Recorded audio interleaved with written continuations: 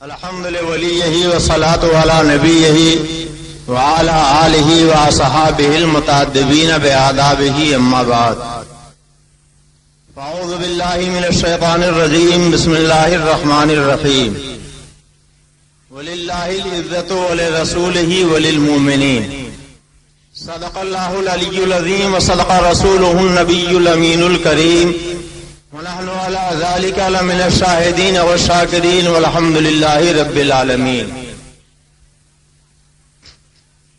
خون دل دے کے نکھاریں گے رخ برگ گلاب، خون دل دے کے نکھاریں گے رخ برگ گلاب، ہم نے گلشن کو سجانے کی قسم کھائی ہے. جب پڑا وقت چمن پہ تو لہو ہم نے دیا، جب پڑا وقت چمن پہ تو لہو ہم نے دیا، اب بہار آئی تو کہتے ہیں تیرا کام نہیں. شہریار ارم تاجدار حرم نوبہار شفاعت شب اسرا کے دولا مصطفیٰ جان رحمت جناب محمد الرسول اللہ صلی اللہ علیہ وسلم کی بارگاہ بے کس پناہ میں درود و سلام کی نظریں پیش کرنے پڑی. اللہم صلی علی سیدنا و نبینا مولانا محمد معد الجود والکرم وعلی آلہ بارک وسلم صلاۃ و سلام علیک یا رسول اللہ. حضرات، جنگ آزادی میں علماء اہل سنت کی قربانیاں، اس عنوان کے تحت آج کی اس پاکیزہ محفل کا انعقاد ہوا. آپ نے مختصر دو تقریریں سماعت فرمائی. تھوڑی دیر کے لیے میں بھی حاضر آ گیا. دعا فرمائی اللہ تعالی حق بولنے، حق سننے اور حق پر عمل کرنے کی توفیق عطا فرمائے. آج دنیا کا ہر انسان، امیر ہو یا غریب، کالا ہو یا گورا، شہری ہو یا دیہاتی، مومن ہو یا کافر، پڑھا لکھا ہو یا جاہل، فطری طور پر وطن سے محبت کرتا. ہر ایک کو وطن سے محبت ہوتی، اور اسلام تو اپنے ماننے والوں کو یہ سکھاتا ہے حب الوطن من الایمان، وطن کی محبت ایمان کا حصہ. ہم الحمدللہ مسلمان ہیں، وطن سے محبت کرتے ہیں، اور ہمارا اسلام تو ہمیں یہ بتاتا ہے جہاں پیدا ہو خالی وہیں سے محبت مت کرو. مسلمان جہاں پہنچ جائے وہی اس کا وطن ہوتا. کون نہیں جانتا حضرت خالد بن ولید جب اندلس کے ساحل پر پہنچے، پل نہیں تھا، کشتیوں کے ذریعے دریا عبور کیا تھا. ساری کشتیوں کو اکٹھا کروایا، آگ لگا دیا، جل کر خاکستر ہو گئی. لوگوں نے اعتراض کیا، اے سپہ سالار اعظم، ہم غیر ملک میں آئے ہیں، کشتی آپ نے جلا دی ہیں، اگر واپس لوٹنا چاہیں تو کیسے لوٹیں گے؟ تو ڈاکٹر اقبال نے پورے واقعے کو نظم کرتے ہوئے کہا ہے، تاریخ چوبر کنارے اندلس سفینہ سو، گفتن کارے تو بننے گاہے خلق خطاست. جب تاریخ نے اندلس کے ساحل پر کشتیوں کو چلایا تو لوگوں نے کہا تھا، اے تاریخ، آپ کا یہ کام عقل و خیرت سے خراب معلوم ہوتا ہے، آپ نے ایسا کیوں کیا؟ دورے سراد وطن باز چور سے ترک سبق ضرور شریعت روا کجاس. ہم وطن سے دور ہیں، اگر واپس لوٹنا پڑا تو آپ نے کشتیاں جلا دی ہیں، پل موجود نہیں ہے، ہم اپنے وطن کو واپس کیسے لوٹیں گے؟ سبق کو چھوڑ دینا یہ شریعت میں جائز کہاں ہے؟ آپ نے کشتیوں میں آگ کیوں لگائی؟ تو آپ جانتے ہو خندید و دست پر لبے شمشیر برد و گفت، ہر ملک ملک ماست کے ملک خدا ماست. حضرت طارق مسکرائے تھے، انہوں نے تلوار ہاتھ میں اٹھا لی تھی اور فرمایا تھا، اے لوگوں، کیا تم وطن وطن چلا رہے ہو؟ مسلمان کا وطن وہی نہیں ہے جہاں وہ پیدا ہو. ارے مسلمان جہاں پہنچ جائے وہی اس کا وطن ہے. ہر ملک ملک پاس کے ملک خدا ایمان، ہر ملک ہمارا ملک ہے، اس لیے کہ ہر ملک ہمارے خدا کا ملک ہے. فرمایا یہی لڑو، ہمت و جواں مردی کے جوہر دکھاؤ اور اسی ملک کو فتح کر لو، اسی کو اپنا ملک بنا لو. چنانچہ تاریخ بتاتی ہے ہمت و جواں مردی کا لوگوں نے مظاہرہ کیا اور اندلس کو فتح کر لیا.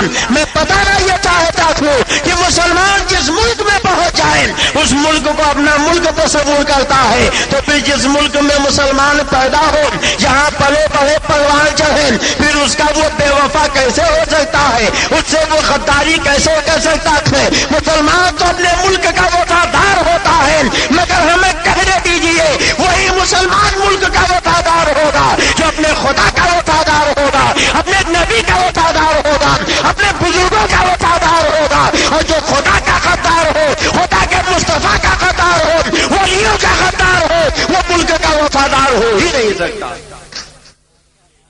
آپ جانتے تھے ہندوستان سونے کی چڑیا کہا جاتا تھا، مگر کچھ تن کے گورے من کے کالے ہندوستان میں آئے، تاجروں کے بھیس میں آئے، تجارت کو انہوں نے فروغ دیا اور دھیرے دھیرے سیاست کرنے لگے، اور ایک وقت وہ آیا کہ انہوں نے پورے ملک پہ راج کرنا شروع کر دیا، یہاں کے حکمراں بن گئے۔ اب ہندوستان میں یوں تو ہر ایک کو انگریزی راج سے تکلیف تھی، مگر ایک مسلمان جو اپنے نبی کا وفادار ہے، نبی کے غداروں کی حکومت برداشت نہیں کر سکتا۔ یہی وجہ ہے کہ مسلمانوں نے سب سے کفن باندھا اور انہوں نے یہ تہیا کیا کہ ان تن کے بورے من کے کالوں سے ہمیں اپنے ملک کو آزاد کرانا ہے، اس لیے کہ یہ ملک کے رہنے والے لوگوں کے بھی دشمن ہیں، دین کے بھی دشمن ہیں، ایمان کے بھی دشمن ہیں، اسلام کے بھی دشمن ہیں، اور جو دین و ایمان کا دشمن ہو اس سے جہاد کرنا فرض ہے۔ ہم یہ نہیں کہتے کہ ہندوستان کی آزادی میں خالص مسلمانوں کی قربانیاں، ہندوستان کی آزادی میں ہندوؤں کی بھی قربانیاں شامل ہیں، دوسرے دھرم اور مسلک کے لوگوں نے بھی اپنی جانیں دی ہیں۔ ہمیں اس کا اعتراف ہے کہ دوسری قوموں نے بھی ہندوستان کی آزادی کے لیے جیل کی صعوبتیں برداشت کی ہیں، دوسری قوموں کے بھی گھر جلائے گئے ہیں، انہوں نے بھی اپنا خون بہایا ہے، مگر تاریخ کے اوراق اٹھا کے دیکھیں تو پتہ چلے گا جہاں دوسری قوموں کا پسینہ بہتا نظر آتا ہے وہاں مسلمانوں کا خون بہتا دکھائی دیتا ہے۔ مسلمان ہندوستان کی آزادی میں کسی سے پیچھے نہیں رہا ہے، اور حقیقت یہ ہے کہ ایک مسلمان ہی تھا جس کے قربانیوں کی بنیاد پر ہندوستان آزاد ہوا ہے، اور انگریزوں کو سارے سمندر پار ہندوستان چھوڑ کے جانا پڑا ہے۔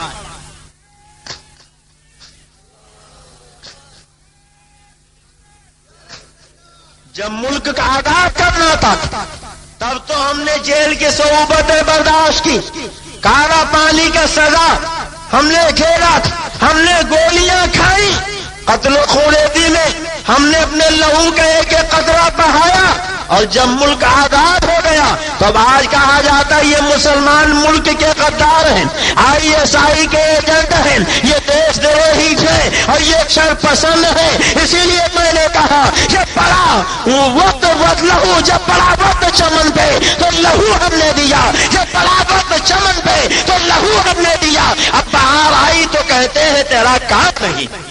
آپ تاریخ کے اوراق اٹھا کے دیکھو، یہ شاہجہاں پور کے رہنے والے اشفاق اللہ خان ہیں۔ کون ہے؟ وہابی نہیں ہے، دیوبندی نہیں ہے، رافضی نہیں ہے، قادیانی نہیں ہے، سنی صحیح العقیدہ مسلمان ہے۔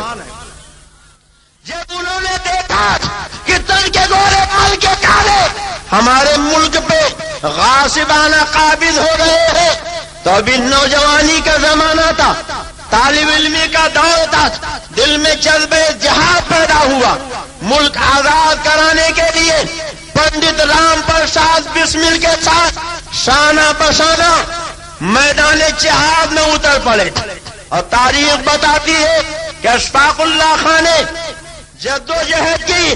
ایک وقت وہ آیا کہ انہوں نے شاہجہاں پور میں اپنے 10 ساتھیوں کے ساتھ ایک ٹرین جس کے ذریعے گورنمنٹ رات کا خزانہ جا رہا تھا اس پہ سوار ہو گئے۔ کچھ دور چلنے کے بعد انہوں نے گاڑی رکوائی، ڈرائیور کو پستول کی نوک پہ روکا، اور جو خزانے کے محافظ تھے انہیں قتل کیا، اور انگریزی خزانے کو انہوں نے لوٹ لیا۔ انگریز حکومت کو پتا چلا اپنے جاسوسوں اور کارندوں کے ذریعے پورے علاقے میں طوفان برپا کر دیا.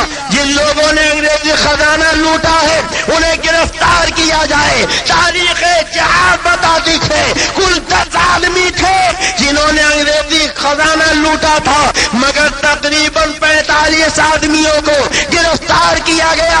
اشفاق اللہ خان کسی طریقے سے بچ کے بہار پہنچ گئے، پھر وہاں سے دہلی آئے. ان کا ایک دوست مل گیا جس نے مخبری کی، اشفاق اللہ کو گرفتار کروا دیا. ہمارے یہاں رودولی شریف سے تقریباً 40 کلومیٹر کے فاصلے پر فیض آباد ہے. فیض آباد کے کوٹ میں اشفاق اللہ خان پہ مقدمہ چلا اور پھانسی کی سزا سنائی گئی. جیل کی کوٹری میں بند کیا گیا. بوڑھی ماں کو جیل کی کوٹری سے اشفاق اللہ خان نے خط لکھا تھا. آج بھی تاریخ کے اوراق میں اشفاق اللہ خان کی وہ تحریر موجود ہے. انہوں نے لکھا تھا فیض آباد کی جیل سے پھانسی کی کوٹری میں بیٹھے ہوئے موت کے انتظار کرنے والے بیٹے کی طرف سے اس کی بوڑھی ماں کو سلام پہنچے. ماں، آپ کا دنیا سے جانے والا بیٹا پھانسی پانے والا لگتے کے وقت جیل کی کوٹری سے آپ کو خط لکھ رہا. ماں، آپ مجھے بتایا کرتی تھی کہ جب میں چھوٹا تھا میرے حسن و جمال کو دیکھ کر محلے کی عورتیں کہتی تھی بڑا حسین بیٹا ہے، تو آپ کہتی تھی یہ اللہ کی امانت ہے. ماں، آپ نے مجھے اللہ کی امانت کہا تھا، تو آج اللہ کی یہ امانت ملک کی آزادی کے لیے، دین کے تحفظ کے لیے اپنی جان اپنا خون بہا رہا ہے. آپ گلہ نہ کیجیے گا، شکوہ نہ کیجیے گا. اگر کوئی پوچھے تو کہہ دیجیے گا وہ اللہ کی امانت تھی. جب تک اللہ نے چاہا میرے پاس رہا اور جب اللہ نے چاہا اسے واپس لے لیا. یہ اشفاق اللہ خان سنی صحیح العقیدہ مسلمان تھے جنہوں نے جیل کی کوٹری سے اپنی ماں کو تسلی کے یہ چند جملے لکھے تھے. اور تاریخ بتاتی ہے کہ فیض آباد میں سرعام اشفاق اللہ خان کو تخت دار کے نظر کر دیا گیا. انہوں نے جام شہادت نوش کر لیا. کون نہیں جانتا ہے تحریک جہاد آزادی میں سب سے زیادہ اگر کسی کا کردار ہے تو وہ حضرت علامہ فضل حق خیر آبادی کی ذات ہے. یہ علامہ فضل حق خیر آبادی کون ہے؟ حضرت علامہ فضل امام کے لخت جگر. یہ وہی علامہ فضل حق خیر آبادی تھے کہ جنہوں نے دہلی کی جامع مسجد میں کھڑے ہو کر جذبے جہاد سے بھرپور ایک ایسی تقریر فرمائی تھی کہ پورے ہندوستان کے مسلمانوں کے دلوں میں جہاد کا جذبہ موجود ہو گیا اور انگریزی حکومت کی نفرت مسلمانوں کے دلوں میں جاگزی ہو گئی اور پورے ہندوستان کا نقشہ بدل گیا. ہر ہندوستانی انگریزوں سے اپنے ملک کو پاک کرنے کے لیے سر سے کفن باندھ کر آمادہ جہاد ہو گیا. یہی حضرت علامہ فضل خیر آبادی ہے جنہوں نے فتوی جہاد کی ترتیب فرمائی. حضرت مفتی صدر الدین عبداللہ، حضرت شاہ احمد سعید مجددی، حضرت شاہ فضل امام بتایونی اور دوسرے بہت سے جلیل القدر علماء اہل سنت نے فتوی جہاد پہ تصدیق فرمائی، مہر سبز فرمائی. اور پھر ایک وہ وقت آیا کچھ لوگوں کی عیاریوں اور مکاریوں سے ظالم انگریز ہندوستان کے چپے چپے پر حکمراں ہو گئے. دہلی پہ بھی انہوں نے قبضہ کر لیا. علامہ فضل خیر آبادی نے دہلی چھوڑا، الور چلے آئے، وہاں بھی انگریزی جاسوس پہنچے. اب لکھنؤ چلے آئے، لکھنؤ چھوڑا، خیر آباد پہنچ گئے. ایک مخبر نے مخبری کی کہ وہ مجاہد کہ جس کی تقریر سے جہاد کا جذبہ جوان ہوا ہے، جس نے فتوی جہاد کی ترتیب دی ہے، علماء سے تصدیقیں کروائی ہیں، وہ فضل حق مجاہدین آزادی کا قائد خیر آباد میں موجود ہے. چنانچہ انگریزی فوج پہنچی، علامہ فضل خیر آبادی کو خیر آباد سے گرفتار کر لیا گیا، لکھنؤ لایا گیا، انگریزی کورٹ میں مقدمہ چلا، مخبر بلایا گیا. کیا یہی فضل خیر آبادی تھے جنہوں نے دہلی کی جامع مسجد میں جذبے جہاد پہ بھرپور ایک 16 بار تقریر کی تھی؟ کیا یہی علامہ فضل خیر آبادی ہے کہ جنہوں نے فتوی جہاد کی ترتیب دی تھی؟ جب مخبر نے چہرہ دیکھا تو مرعوب ہو گیا اور اس نے کہا ایسا لگتا ہے کہ وہ علامہ فضل حق یہ نہیں کوئی دوسرے ہیں، غلطی سے ان کو پکڑ لیا گیا. لوگ خوش ہو گئے کہ اب علامہ رہا ہو جائیں گے، مگر تاریخ کے اور آپ بتاتے تھے کہ تحریک جہاد آزادی کے قائد اعظم حضرت علامہ فضل خیر آبادی نے گرج کے فرمایا تھا، اے انگریز جج سن لے، اس مخبر نے پہلے جو خبر دی تھی وہ صحیح تھی، پہلے جو گواہی دی تھی وہ صحیح تھی، اب میری صورت دیکھنے کے بعد یہ مروب ہو گیا ہے، اب جھوٹ بول رہا ہے. میں ہی وہ فضل حق ہوں جس نے جہاد کا فتویٰ دیا تھا، اور میں ہی وہ فضل حق ہوں جس نے جہاد پہ بھرپور تقریر کی تھی.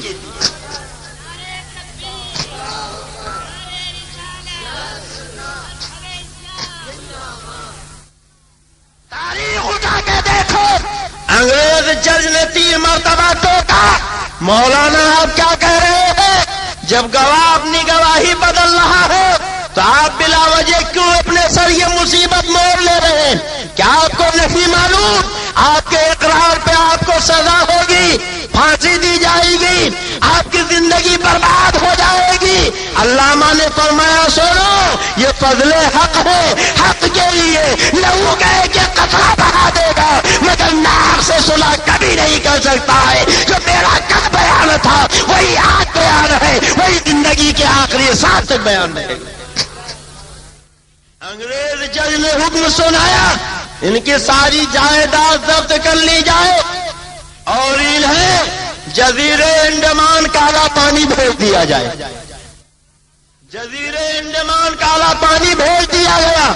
علامہ فضل خیر آبادی نے اپنی تمام تر زندگی کالا پانی میں گزاری. اب ذرا آپ غور فرمائیں اور سوچیں یہ کون ہے؟ یہ وہی علامہ فضل خیر آبادی ہیں جنہوں نے دہلی کی جامع مسجد میں اسماعیل دہلوی کو چیلنج بڑا دیا تھا. سارے علماء دہلی موجود تھے. علامہ فضل خیر آبادی نے اسماعیل دہلوی کو وہاں چاروں خانے چت کیا اور بابا کے دوحل اعلان فرمایا، قائل ہی کلام اللہ تعالی کافر و مرتد اور واجب القتل.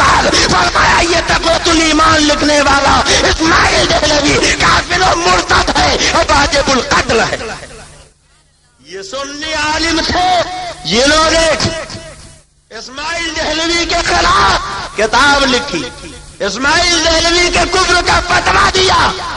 اب ایک طرف تو سنی عالم اللہ بفضل خیر آبادی، اور سنیے وقت کم ہے ورنہ میں آپ کو بتاتا ایک علامہ فضل خیر آبادی ہی کیا، مفتی عنایت احمد کاکوروی کون ہے؟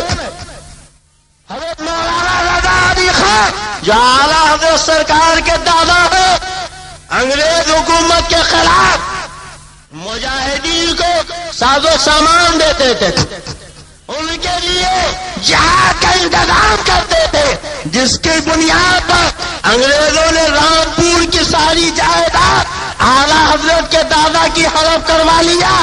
حضرت مولانا حافظ رحمت علی خان کون تھے؟ یہ سنی ہی تو تھے. حضرت مولانا فیض احمد بدایونی کون تھے؟ یہ سنی ہی تو تھے. حضرت علامہ مفتی صدر الدین عزیزاللہ دہلوی کون تھے؟ یہ سنی ہی تو تھے جنہوں نے اعلان جہاد فرمایا تھا. حضرت علامہ کے بیت علی علی کافی شہید رحمتullah علیہ کون ہے؟ یہ مراد آباد کے رہنے والے ہیں، انگریزوں کے خلاف ساری زندگی جہاد کرتے رہے، انگریزوں نے پھانسی کی سزا سنائی تھی، اور جب تختے دار پہ کھڑا کیا گیا تو تاریخ بتاتی ہے کہ پھانسی دینے والے نے پوچھا تھا، اے علامہ کافی آپ پھانسی پانے والے ہیں، آخری کوئی تمنا ہو تو بتائیے وہ پوری کر دی جائے۔ حضرت علامہ کافی نے فرمایا تھا اگر میری آخری تمنا پوری کرنا چاہتے ہو تو مجھے قلم کاغذ دے دو، میں کچھ لکھنا چاہتا ہوں۔ چنانچہ قلم کاغذ مہیا کر دیا گیا۔ انگریزوں نے یہ سمجھا تھا یہ زندگی کی آخری گھڑی ہے کہ کفایت علی کافی اپنے بیوی کے نام پروانِ محبت لکھیں گے، بیٹے کا نام نصیحت نامہ لکھیں گے، بھائی دوست احباب کے نام پیار بھرا خط لکھیں گے، مگر علامہ کافی نے نہ بیوی کا نام کچھ لکھا، نہ بیٹے کا نام کچھ لکھا، نہ بیٹی کا نام کچھ لکھا، بلکہ اپنے نبی سید الانبیاء کی پوری امت مسلمہ کے نام ایک پیغام لکھا تھا، اور وہ بھی نثر میں نہیں بلکہ نظر میں لکھا تھا۔ حضرات آج دنیا میں شاعر بہت ہے، مگر دنیا کا کوئی بھی شاعر جب شاعری کرنا چاہتا ہے تو گلشن تلاش کرتا ہے، وہاں بیٹھ کے شاعری کرتا ہے، مگر علامہ کفایت علی کافی شہید رحمتullah علیہ ایسے شاعر تھے کہ جنہوں نے گلشن میں نہیں تختے دار پہ کھڑے ہو کے شاعری کی، اور انہوں نے کیسی شاعری کی تھی؟ پھانسی سے چند لمحہ پہلے انہوں نے جو اشعار لکھے تھے آج تک تاریخ کے اوراق میں لکھے ہوئے تھے۔ علامہ کافی نے لکھا تھا کوئی گل باقی رہے گا نہ چمن رہ جائے گا، کوئی گل باقی رہے گا نہ چمن رہ جائے گا، پر رسول اللہ کا دین حسن رہ جائے گا۔ حضرت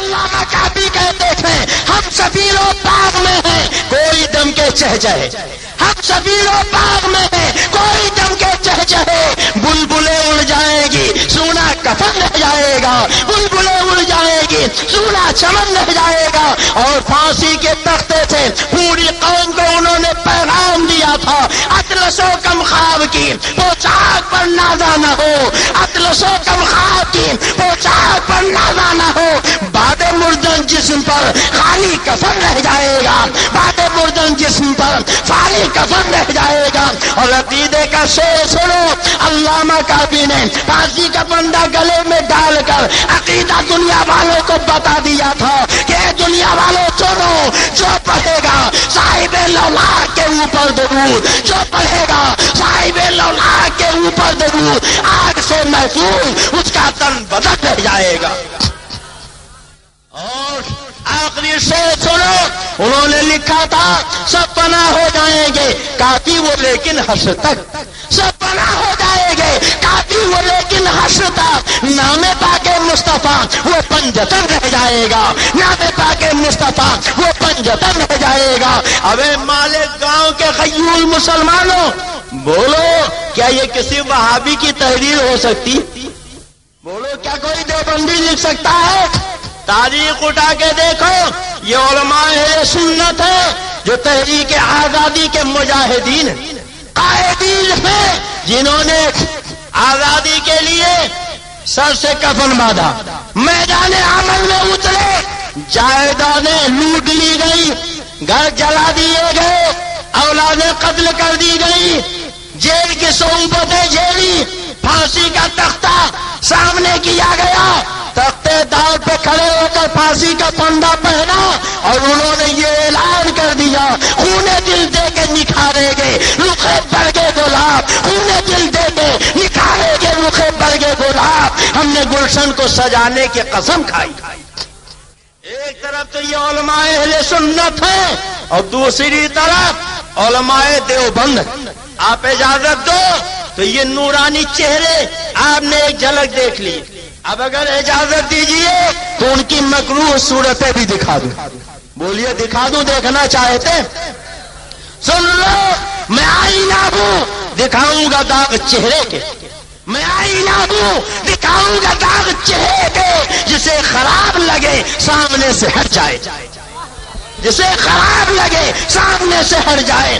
یاد رکھو آئینے کا کام یہ ہے کہ جو جیسا ہو اس کو اس کی ویسی شکل دکھا دے۔ آپ مجھے بتاؤ آئینے کے سامنے کالا جائے تو کیا گوری شکل دکھائے گا؟ اور اگر گورا جائے گا تو کیا کالا دکھائے گا؟ جس کے چہرے پہ بے شمار چیچک کے داغ ہوں، اگر وہ آئینے کے سامنے جائے تو کیا اسے حسن کا تاجدار بنا کے دکھائے گا؟ ارے جو چیچک زیادہ ہے آئینہ اس کے چیچک کے داغ دکھائے گا، جو کالا کا لوٹا ہے آئینہ اس کی کالی شکل دکھائے گا، اور جو حسن کا پیکر ہے آئینہ اس کو حسن و جمال اس کا دکھائے گا۔ میں آئینہ ہوں، دکھاؤں گا داغ چہرے کے، جسے خراب لگے سامنے سے ہٹ جائے۔ اور میں زبانی بات کرنے کا عادی نہیں، جتنا بولتا ہوں پوری دلیل سے بولتا ہوں۔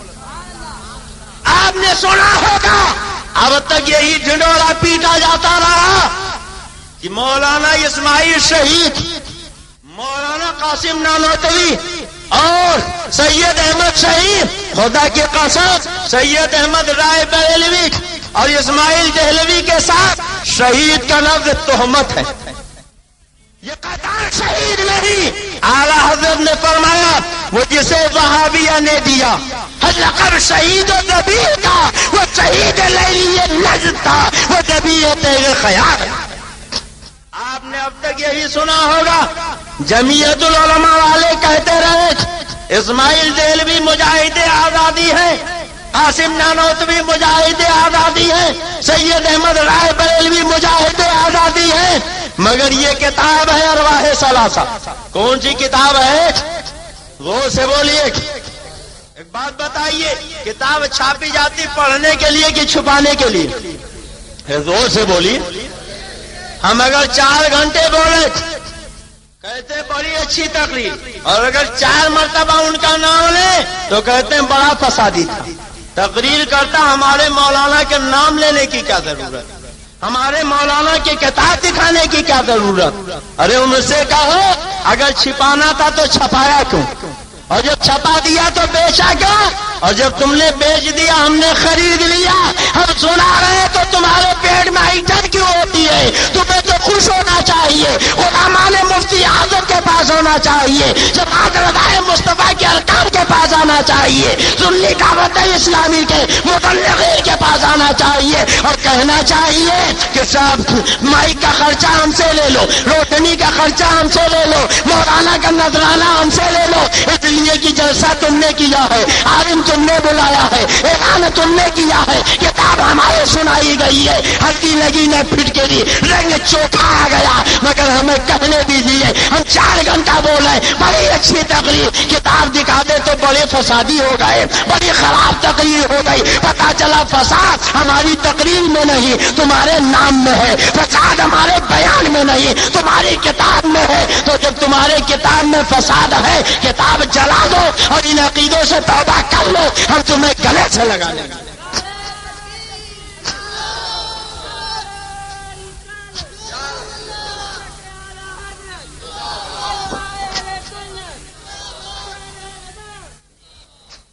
حضرات یہ کتاب ہے، کون سی کتاب ہے؟ ارواح ثلاثہ۔ کون سی کتاب ہے؟ زور سے بولیے۔ ارواح ثلاثہ۔ اور آپ جانتے ہیں یہ کتاب کہاں سے چھپی ہے؟ دیوبند سے۔ کہاں سے چھپی ہے؟ دیوبند سے۔ کہاں سے؟ دیوبند کے معنی جانتے ہیں؟ نہیں جانتے۔ دیو کے معنی حضرت مفتی صاحب قبلہ بیٹھے، دیو کے معنی ہوتے بھوت۔ کیا ہوتے ہیں؟ اور بند کے معنی تو آپ جانتے ہی۔ اچھا ایک بات بتاؤ، اگر دربے میں آپ مرغی بند کرو گے کھولو گے تو مرغا نکلے گا، اور بطخ بند کرو گے تو کبوتر نکلے گی؟ بولو جو بند ہوگا جب کھلے گا تو وہی نکلے گا کہ نہیں؟ اب جہاں دیو بند ہوگا جب کھلے گا تو کیا نکلے گا؟ یہ ہمارے علماء نہیں کہتے، فاضل دیوبند ہیں مولوی عامر عثمانی، وہ کہتے ہیں دغا کی دال ہے، یاجوج کی ہے یا اس میں۔ آج تو دنیا بہت ترقی کر گئی، کوئی مکسچر پینا چاہیے، کوئی ٹیبلٹ لینا چاہیے تو پہلے فارمولا دیکھتے ہیں، یہ مکسچر کس کس چیز سے بنا ہے، بولو دیکھتے کہ نہیں دیکھتے؟ تو دیوبند کا فارمولہ کیا ہے؟ اجازت دو تو مالے گاؤں والے بتا دوں. بولیے بتا.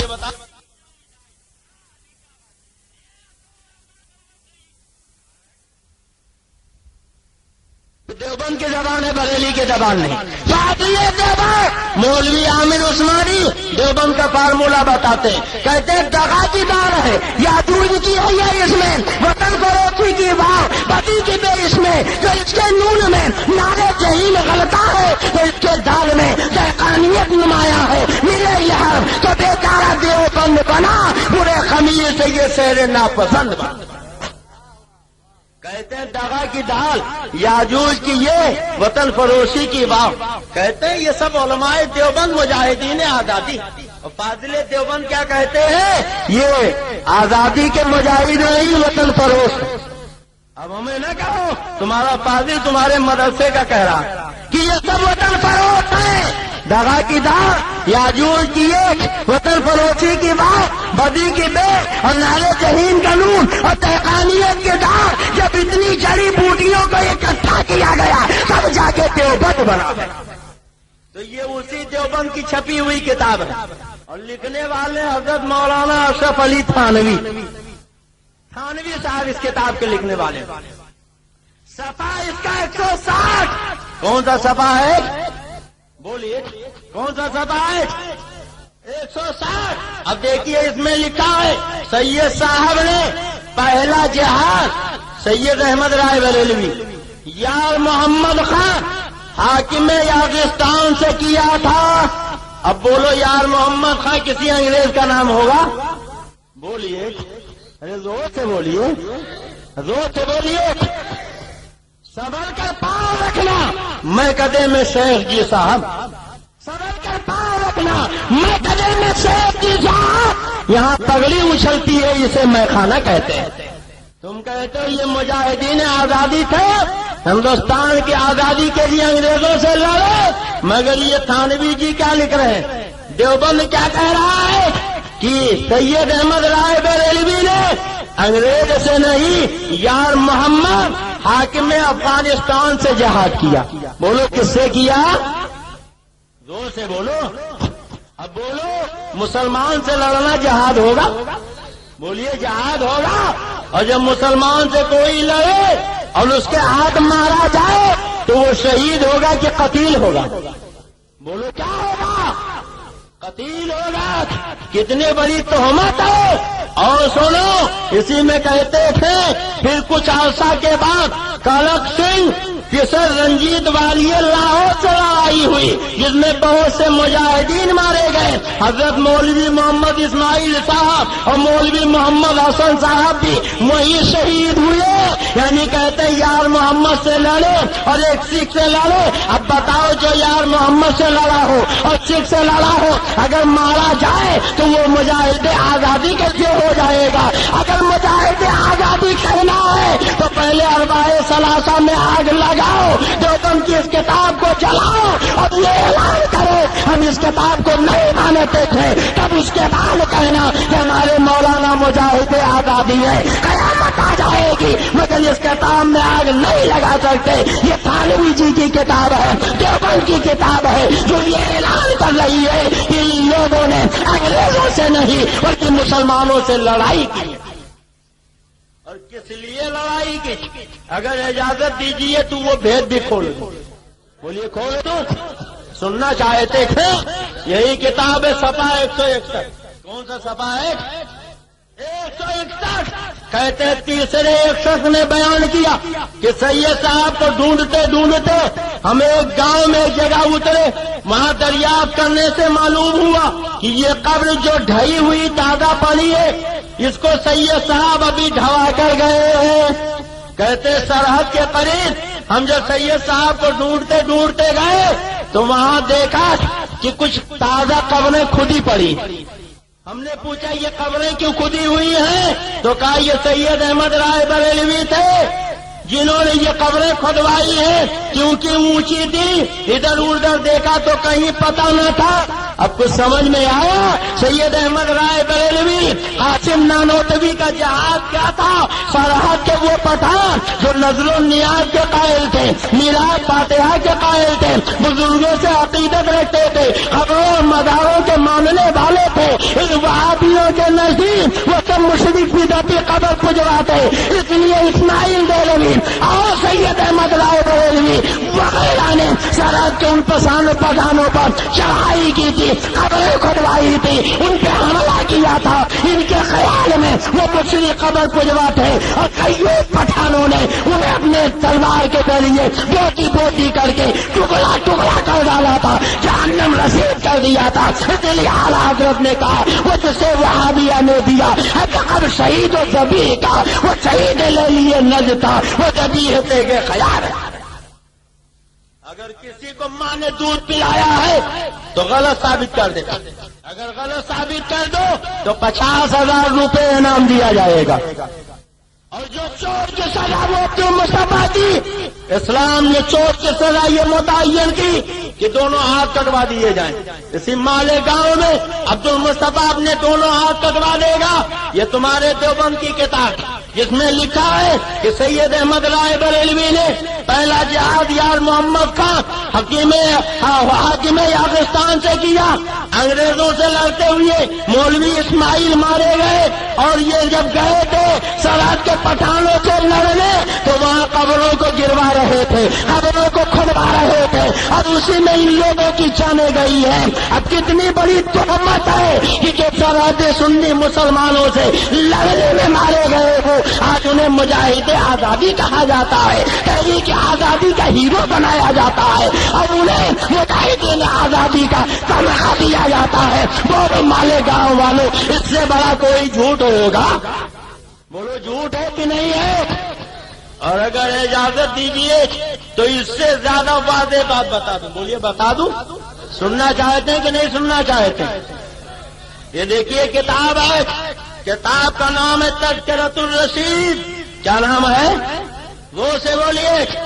तज़किरतुर रशीद लिखा मौलवी आशिक इलाही मेरठी ने और छपी है नाज़िम कुतुब खाने इशाअतुल उलूम मोहल्ला मुफ्ती सहारनपुर से। कहाँ से छपी है?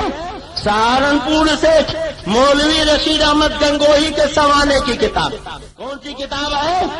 दो से बोलिए। तज़किरतुर रशीद। अब देखिए इस किताब का सफा है 73। कौन सा सफा है? दो से बोलिए। सफा है 73। आप दो से इसलिए मैं कह रहा हूँ बोलिए ताकि बात आपको याद हो जाए। कल कोई बहकाना चाहे तो आप बहक न सकें, अच्छी तरह आपको याद रहे। आज कहा जाता है कि कासिम नानोतवी, सैयद अहमद राय बरेलवी और रशीद अहमद गंगोही ये सब मुजाहिदे आजादी थे। बोलो आपने सुना है कि नहीं सुना? अरे बोलिए कितने लोगों ने सुना? जरा हाथ उठा दे। सबने सुना? सारे जमीयतुल उलमा वाले कहते हैं ये लोग मुजाहिदे आजादी है, मगर ये बरेली की किताब नहीं, तुम्हारे घर की किताब। ये देखो हेडिंग लगाई गई इल्जाम बगावत और उसकी कैफियत। कुछ समझे आप? कहते हैं अंग्रेजों से बगावत ये इल्जाम है, हकीकत नहीं। जब तुम खुद कहते हो ये इल्जाम है तो जो इल्जाम था आज उसको हकीकत का अफसाना कैसे बना रहे हो? कहते हो ये हकीकत है। अरे अगर लुत्फा सही है तो इस किताब में आग लगाओ।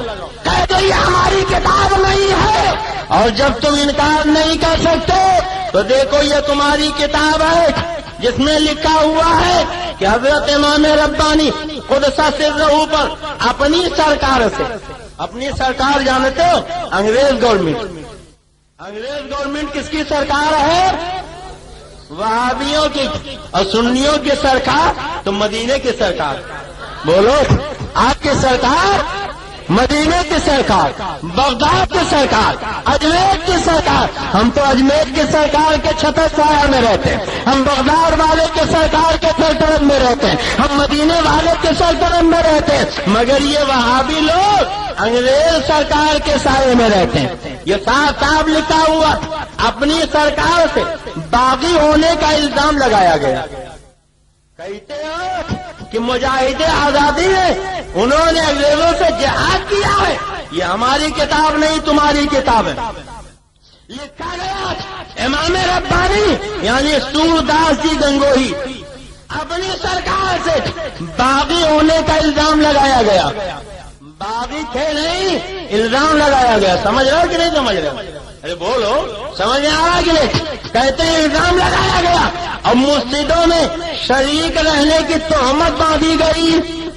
مجاہدوں کو مرشد کہا گیا تھا اور کہتے ہیں مجاہدوں کے ساتھ شریک رہنے کی تہمت لگائی گئی. یعنی جہاد یہ تہمت ہے. یہ علماء دیوبند کی کتاب ہے. اس وحشت ناک قصہ کا بقدر ضرورت تذکرہ بھی چونکہ زمانے کا جزو لازم ہے، اس لیے مناسب ہے کہ ابتدائے واقعہ سے لے کر انتہا تک اجمالی بیان کر دیا جائے. اب سنو، کہاں جا رہے ہو بھیا؟ میرا یہ عنوان نہیں، مگر اب چونکہ آپ لوگوں نے ایک عنوان دے دیا ہے تو ظاہر ہے کہ جب نئی جگہ پہ کوئی چلتا ہے تو اپنی راہ بھول جاتا. اب آج ایک نیا عنوان آپ نے دے دیا ہے تو میری تقریر کا جو رنگ ہے وہ آج آپ نہیں دیکھ رہے ہیں. پھر آئندہ کبھی آپ بلاؤ گے تو میں اپنے رنگ میں تقریر کروں گا، مگر آج تو یہی آپ سنیے. آپ دیکھو کیا لکھ رہے تھے، آگے چل کر یہی سباتی ہتر ہے. پہلی جلد ہے، لکھتے جن کے سروں پر موت کھیل رہی تھی. جن کے سروں پر موت کھیل رہی تھی انہوں نے کمپنی کے امن و عافیت کے زمانہ قدر کی نگاہ سے نہ دیکھا. کیا سمجھے آپ؟ یعنی علامہ فضل خیر آبادی علماء اہل سنت جنہوں نے اعلان جہاد فرمایا تھا، جہاد پہ مشتمل تقریریں کی تھی، اب ان کے لیے کہتے ہیں ان کے سروں پہ موت کھیل رہی تھی اور انہوں نے کمپنی کے امن و عافیت کے زمانہ کو قدر کی نگاہ سے نہ دیکھا اور اپنی رحم دل گورنمنٹ کے سامنے بغاوت کا عالم قائم کیا. سمجھے آپ؟ یعنی انگریز گورنمنٹ کو انہوں نے رحم دل کہا. انگریز گورنمنٹ رحم دل. اب آپ ذرا ان کی رحم دلی اگر دیکھنا چاہیں تو اجازت دیجیے میں آپ کو ایک دو نمونے دکھا دوں. بولیے، دیکھنا چاہتے؟ اتفاق سے اور کتابیں کمرے میں رہی ہیں. دیکھیے یہ کتنے رحم دل ہیں. ایک تھامسن نام کا انگریز مورخ ہے، وہ خود لکھتا ہے کہ جب علماء اہل حق نے انگریزوں کے خلاف فتوی جہاد سنایا، اعلان جہاد فرمایا تو انگریز علماء کے مخالف ہو گئے اور نقشہ کھینچتے ہوئے لکھتا ہے ایک ایک دن میں 300 سے زیادہ علماء قتل کیے جاتے تھے. ان کی لاشیں درختوں پہ لٹکا دی جاتی تھی، چیل کبے انہیں نوچا کرتے تھے. ہزاروں علماء کو قتل کیا جاتا تھا اور انہیں جلا دیا جاتا تھا. اور یہی اتنا نہ تھی، ان کی جائیدادیں لوٹ لی جاتی تھی، گھروں کو ویران کر دیا جاتا تھا. آپ نے ان کی تقریروں میں سنا ہوگا کہ آخری مغل بادشاہ حضرت بہادر شاہ ظفر کو جب ان کے سامنے گرفتار کرنے کے بعد صبح ناشتے کے لیے دست لا کے سجایا گیا اور کھانا کھایا گیا تو حضرت بہادر شاہ ظفر نے دیکھا کہ ان کے سامنے ناشتے کے دسترخوان پر کھانے کا سامان نہیں، ان کے 3 جوان بیٹوں کا سر رکھا ہوا تھا جنہیں انگریزوں نے دہلی کے خونی دروازے کے سامنے قتل کر دیا تھا. اب آپ ذرا سوچو اور غور کرو کہ جوان بیٹوں کی لاشیں قتل کرنے کے بعد درختوں سے لٹکائی گئی اور چل کو پورے بعد حضرت بہادر شاہ ظفر کے سامنے ناشتے کے لیے پیش کیا گیا ہے. یہ انگریز ہے، یہ ظالم حکمران ہے جن کے بارے میں یہ وہابی دیوبندی یہ کہتے تھے کہ رحم دل گورنمنٹ ہے اور جن لوگوں کے سروں پہ موت نہیں تھی انہوں نے بغاوت کا علم بلند کیا ہے. اب مجھے بتاؤ مسلمانوں، اس سے زیادہ رحم دلی کیا ہوگی کہ انگریزوں نے علماء کو قتل کیا تھا، ان کی لاشیں درختوں پہ لٹکوائی تھی، زندہ انہیں چلا دیا گیا تھا، ان کے املاک لوٹے گئے تھے. علامہ فضل خیر آبادی کو جزیرے انڈمان بھیجا گیا تھا. بہادر شاہ ظفر کے ناشتے میں ان کے 3 جوان بیٹوں کے سر پیش کیے گئے تھے، مگر وہی انگریز گورنمنٹ کو جس کے ظلم و تشدد کو دیکھ کر تابعیوں کا ظلم بھی شرمندہ ہو گیا تھا، چلاکو انگریز کا ظلم بھی شرمندہ ہو گیا تھا۔ یہ وہاں بھی اور دیوبندی لوگ رحم دل گورنمنٹ کہہ رہے ہیں، عافیت کا زمانہ کہہ رہے ہیں، اپنے کا زمانہ کہہ رہے ہیں۔ اب بولو مالے گاؤں والوں، یہ انگریز کے وفادار ہیں، انگریز کے ایجنٹ ہیں یا انگریز کے دشمن؟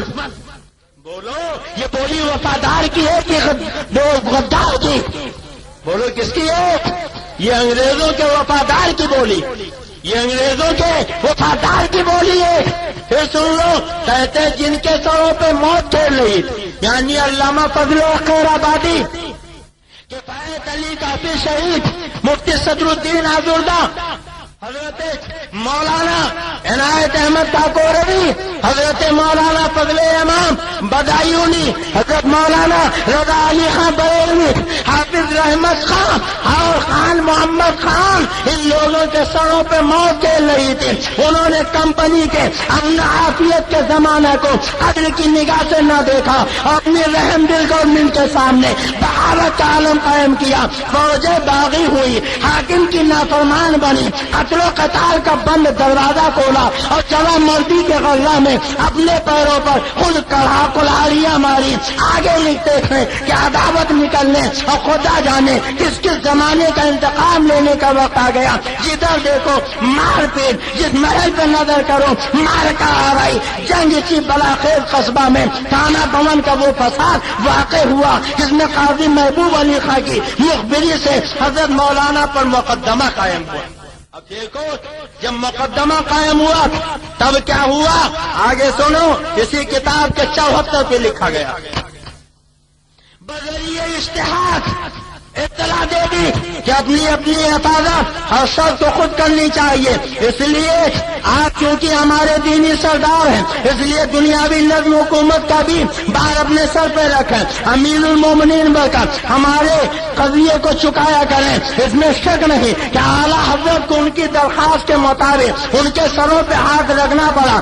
آپ نے دیوانی فوجداری کے جملہ مقدمات شرعی کے یا اعلیٰ حضرت سے مراد بریلی کے اعلیٰ حضرت نہیں بلکہ دیوبند کے اعلیٰ حضرت ہیں۔ اور آگے لکھا کہ چند لوگ قاضی شرع بن کر فیصل فرمائے، اسی نے مفسدوں میں شریک ہونے کی راہ چلائی اور مخبروں کو جھوٹی سچی مخبری کا موقع دیا۔ حضرت امام ربانی 10 برس ہوئے اعلیٰ حضرت کو اپنے دین دنیا کا سردار بنا چکے تھے۔ اب آگے سنو، ان ایام میں آپ کو ان مفسدوں سے بھی مقابلہ کرنا پڑا جو غول کے غول پھرتے تھے، یعنی وہ مجاہدین آزادی جو انگریزوں کے خلاف جہاد کرتے پھر رہے تھے۔ یہ خود کتاب میں لکھتے ہیں کہ رشید احمد گنگوہی کو ان مجاہدین آزادی سے مقابلہ کرنا پڑا، یعنی رشید احمد گنگوہی نے انگریز فوج سے نہیں بلکہ اسلامی مجاہدین سے مقابلہ کیا ہے۔ ایک مرتبہ ایسا بھی اتفاق ہوا کہ حضرت امام ربانی اپنے رفیق جانی مولانا قاسم العلوم اور طبیب روحانی اعلیٰ حضرت حاجی صاحب میر حافظ جامع صاحب کے ہمراہ تھے، بندوقیوں سے مقابلہ ہو گیا۔ یہ نبرد آزما دلیل جتھا اپنی سرکار، یعنی گورنمنٹ جو ان کی سرکار تھے، سمجھ رہے ہو کہ نہیں سمجھ رہے؟ موضوع خوش کا ہے مگر پوری توجہ سے سنو تاکہ حق اور باتیں سمجھ میں آ جائے۔ کہتے ہیں جب انہوں نے مقابلہ کیا تو اپنی سرکار یعنی انگریزوں کے مخالف باغیوں کے سامنے بھاگنے یا جانے والا نہ تھا، اس لیے اگر پہاڑ کی طرح بڑا جما کر ڈر گیا اور سرکار پر اپنی جان نثاری کے لیے تیار ہو گیا، یعنی انگریز گورنمنٹ پر یہ لوگ اپنی جان دینے کے لیے تیار ہو گئے۔ وہاں چند فقیر ہاتھوں میں تلواریں لیے جمے غفیر بندوقیوں کے سامنے ایسے جمے رہے گویا زمین نے پاؤں پکڑ لیے ہیں، چنانچہ آپ پر پیر رکھے اور حافظ جامع صاحب رحمت اللہ علیہ زیر ناپ گولی کھا کر شہید ہو گئے۔ پتا چلا یہ لوگ انگریزوں سے لڑائی میں نہیں مارے گئے بلکہ مجاہدین جنگ آزادی کی لڑائیوں سے مارے گئے ہیں۔ یہ لوگ مجاہد آزادی نہیں ہے بلکہ یہ لوگ انگریزوں کے پٹھو ہیں، انگریزوں کے ایجنٹ ہیں، انگریزوں کے تنخواہ دار ملازم ہیں جو انگریزوں کے حکومت کی حفاظت کے لیے مجاہدین آزادی سے جنگ کر رہے ہیں۔ بولو، یہ ان کی کتاب سے بول رہا ہوں یا کسی بریلی کی کتاب سے؟ بولیے، انہی کی کتاب ہے کہ نہیں ہے؟ اور اگر اجازت دیجیے تو صفحہ 76 کی بھی ایک بات بتا دوں. بولیے بتا دوں؟ سمجھ میں بات آ رہی کہ نہیں آ رہی؟ کتنے لوگوں کے سمجھ میں نہیں آ رہا؟ ذرا ہاتھ اٹھا دیں.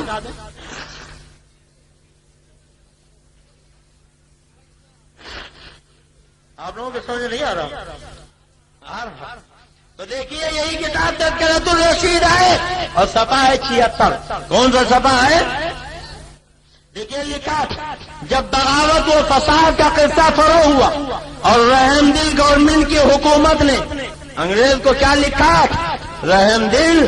اب اس سے زیادہ رحم دلی کیا ہوگی کہ علماء کی لاشوں کو چیل کوے سے درختوں پہ لٹکا کے نچوایا جا رہا، مسجدوں میں گھوڑے باندھے جا رہے ہیں، مسلمانوں کا قتل عام ہو رہا، بہادر شاہ ظفر کے ناشتے کے لیے ان کے بیٹوں کا سر پیش کیا جا رہا، علامہ کفایت علی شہید کو مراد آباد میں تختے ڈال پہ چڑھایا جا رہا، اشفاق اللہ خان کو پھانسی فیض آباد میں دی جا رہی تھی، اور حضرت علامہ فضل خیر آبادی کو جزیرے انڈمان بھیجا جا رہا.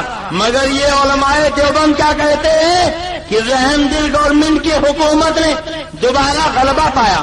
اب بولیے اس سے زیادہ رحم دلی کچھ ہوگی؟ یہ رحم دلی ہے یا ظلم و تشدد؟ لکھتے باغیوں کی سرکوبی شروع کی تو جن بزدل مرسلوں کو سوائے اس کے اپنی رہائی کا کوئی چارہ نہ تھا، جھوٹی سچی تہمتوں اور مخبری کے پیشے سے سرکاری خیر خواہ اپنے کو ظاہر کرے، انہوں نے اپنا رنگ جمایا اور ان گوشہ نشین حضرات پر بھی بغاوت کا الزام لگایا. یہ مخبری کی کہ تھانہ کے فساد میں اصول یہی لوگ تھے اور شاملی کی تحصیل پر حملہ کرنے والا یہی گروہ تھا. یعنی کہتے تھے ہمارے مولانا نے حملہ نہیں کیا تھا. اب صفحہ 79 کی عبارت سنو جس سے بالکل حق واضح ہو جائے گا، دودھ کا دودھ اور پانی کا پانی ہو جائے گا. دیکھیے یہ کہ دیکھیں ہر چند کی یہ حضرات حقیقتاً بے گناہ تھے. کیا مطلب؟ یعنی انہوں نے انگریزوں سے جہاد نہیں کیا تھا، 100% بے گناہ تھے، مگر دشمنوں کی یاوہ گوئی نے ان کو باغی و مفسد و مجرم سرکاری خطابات ٹھہرا رکھا تھا. اس لیے گرفتاری کی تلاش تھی، مگر حق تعالیٰ کی حفاظت برسر تھی، اس لیے کوئی آنچ نہ آئی. اور جیسا کہ آپ حضرات اپنی مہربان سرکار کے دلی خیر خواہ تھے. بولیے اب کچھ ڈھکا چھپا رہ گیا؟ بولیے کچھ رہ گیا؟ اب ان سے کہو کہ کتنی بڑی تہمت اپنے دیوبندی مولویوں پہ تم باندھتے ہو. کہتے ہو جنگ آزادی میں علماء دیوبند کا حصہ، علماء دیوبند کی قربانی، اور کتاب کہہ رہی ہے کہ یہ لوگ تو اپنی مہربان سرکار کے دلی خیر خواہ تھے. بولو جو خیر خواہ ہوگا وہ لڑائی کرے گا، بولو جنگ کرے گا. اور یہ دیکھے خالی خیر خواہ نہیں تھے، تعزیز یعنی زندگی بھر خیر خواہ یہ ثابت رہے.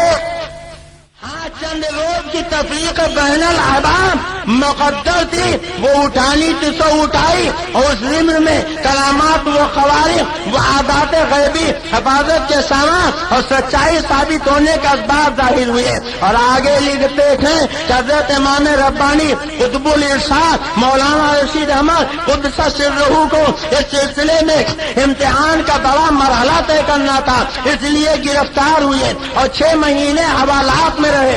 آخر جب تحقیقات اور پوری تفتیش اور چھان بین کا شمس فی النہار ثابت ہو گیا کہ آپ پر جماعت مفسدین کی شرکت کا الزام محض الزام اور بہتان ہی بہتان ہے، اس وقت رہا کیے گئے.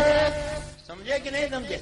کچھ لوگوں نے کہا نہیں یہ لوگ بھی مجاہدین آزادی کے ساتھ، انہوں نے بھی انگریزوں کی مخالفت کی ہے، فتوی جہاد دیا تو پکڑ لیے گئے، 6 مہینہ جیل میں بند رہے. اور آخر جب تحقیق ہوئی تو کہتے ہیں تحقیق کے بعد سب الزام ثابت ہوا، بہتان ثابت ہوا، اور وہ رہا کر دیے گئے اور بخیر و عافیت وطن معلوف کو واپس آ گئے. انگریز گورنمنٹ کو جب تحقیق ہوئی تو پتا چلا یہ تو ہمارے ایجنٹ ہیں، یہ ہمارے مخبر ہیں، یہ ہمارے تنخواہ دار ہیں، ان کو تو بلا وجہ گرفتار کیا گیا. ایک طرف علامہ ہے جو تختے دار پہ کھڑے ہیں اور آپ کافر کے سامنے کہہ رہے ہیں میں نے جہاد کا فتویٰ دیا ہے، جان لینا چاہے تو لے لو، مجھے جزیرے انڈمان بھیجنا چاہے تو بھیجو، پھانسی کا پنکھا گلے میں ڈالنا چاہے تو ڈالو۔ اور دوسری طرف یہ ہے کہتے ہیں ارے تحقیق کر لو، میں نے جب کبھی انگریز کی مخالفت نہیں کی ہے تو تمہاری گرفتاری سے کیا ہوتا ہے، ہم کو تو رہا ہو ہی جانا ہے۔ اور پھر دنیا نے دیکھا کہ یہ رہا ہو گئے اور جو الزام تھا وہ الزام رہا، کوئی اب پتا چلا یہ علماء دیوبند ہیں جنہوں نے انگریزوں کی مخبری کی ہے، انگریزوں کی ایجنٹی کی ہے، انگریزوں سے تنخواہ لیا ہے، انگریزوں کی حمایت میں مجاہدین سے جنگیں کی ہے، انگریزوں کے خلاف انہوں نے کبھی تلوار نہیں اٹھائی۔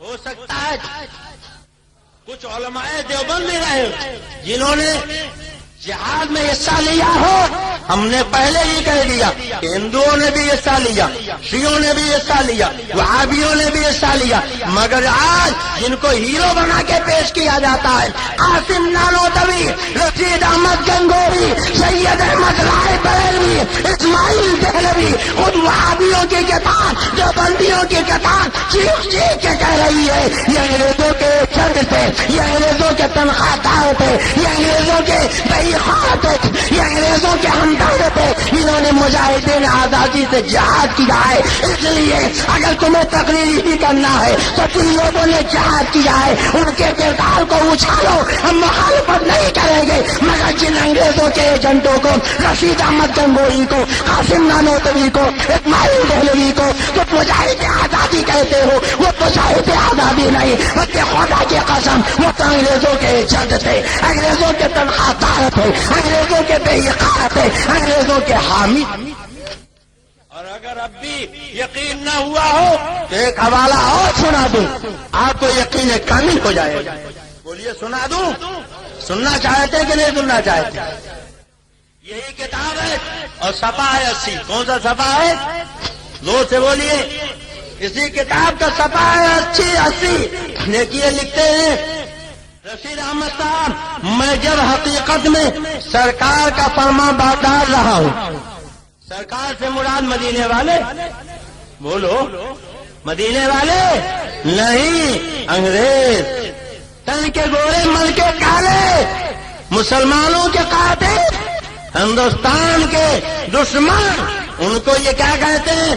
جب میں حقیقت میں سرکار کا فرما بردار رہا ہوں تو جھوٹے الزام سے میرا بال بھی بیکا نہ ہوگا، اور اگر مارا بھی گیا، جملہ سنو، کہتے ہیں اگر مارا بھی گیا تو سرکار مالک ہے، معاذ اللہ، دو جگہ یہ معاذ اللہ، سرکار یعنی انگریز مالک ہے، اسے اختیار ہے، یعنی انگریز مالک بھی ہے، مختار بھی ہے، اور جو چاہے کرے۔ تین جملے ذہن میں رکھیے، انگریزوں کے لیے کیا کہہ رہے ہیں؟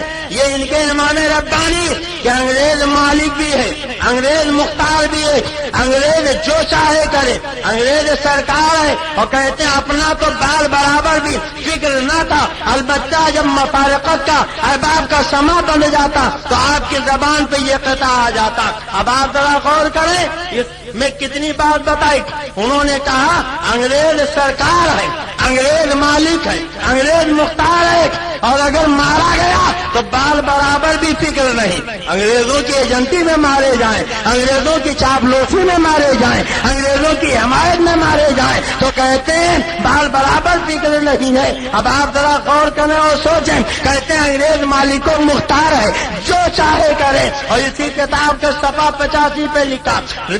ایک مرتبہ لوگوں نے پوچھا رشید احمد تم نے مفسدوں کا ساتھ دیا اور فساد کیا، آپ جواب دیتے ہیں ہمارا کام فساد نہیں، نہ ہم مفسدوں کے ساتھی، کبھی دریافت ہوتا تم نے سرکار کے مقابلے میں ہتھیار اٹھائے، آپ اپنی تصویر کی طرف اشارہ کرتے، ہمارا فرماتے ہمارا ہتھیار تو یہ ہے کبھی حاکم دھمکاتا ہم تم کو پوری سزا دیں گے، انگریز کہتا ہم تم کو سزا دیں گے، آپ فرماتے کیا مذائقہ ہے مگر تحقیق کر کے، یعنی سیاح بھائی کوتوال تو پھر ڈر کاہے کا۔ انگریز کہتا تھا تم فسادی ہو، کہتے تھے ہم فسادی نہیں ہیں، کہتے تھے تم نے سرکار کے مقابلے میں ہتھیار اٹھایا، کہا کبھی نہیں، کہا تمہیں سزا دیں گے، کہا کوئی مذائقہ نہیں مگر تحقیق کر کے، یعنی جانتے تھے جب تحقیق کریں گے تو پتہ چلے گا ہم انگریزوں کے مخالف نہیں مقبر ہے، ہم انگریزوں کے باغی نہیں دوست ہیں، ہم انگریزوں کے دشمن نہیں حمایتی ہے، ہم انگریزوں کے وہی خواہ ہیں، اور اگر تحقیق کریں گے تو ہماری وفاداری ثابت ہوگی، اس لیے چاہے جتنا تحقیق کرو ہمیں گھر کس بات کا ہے۔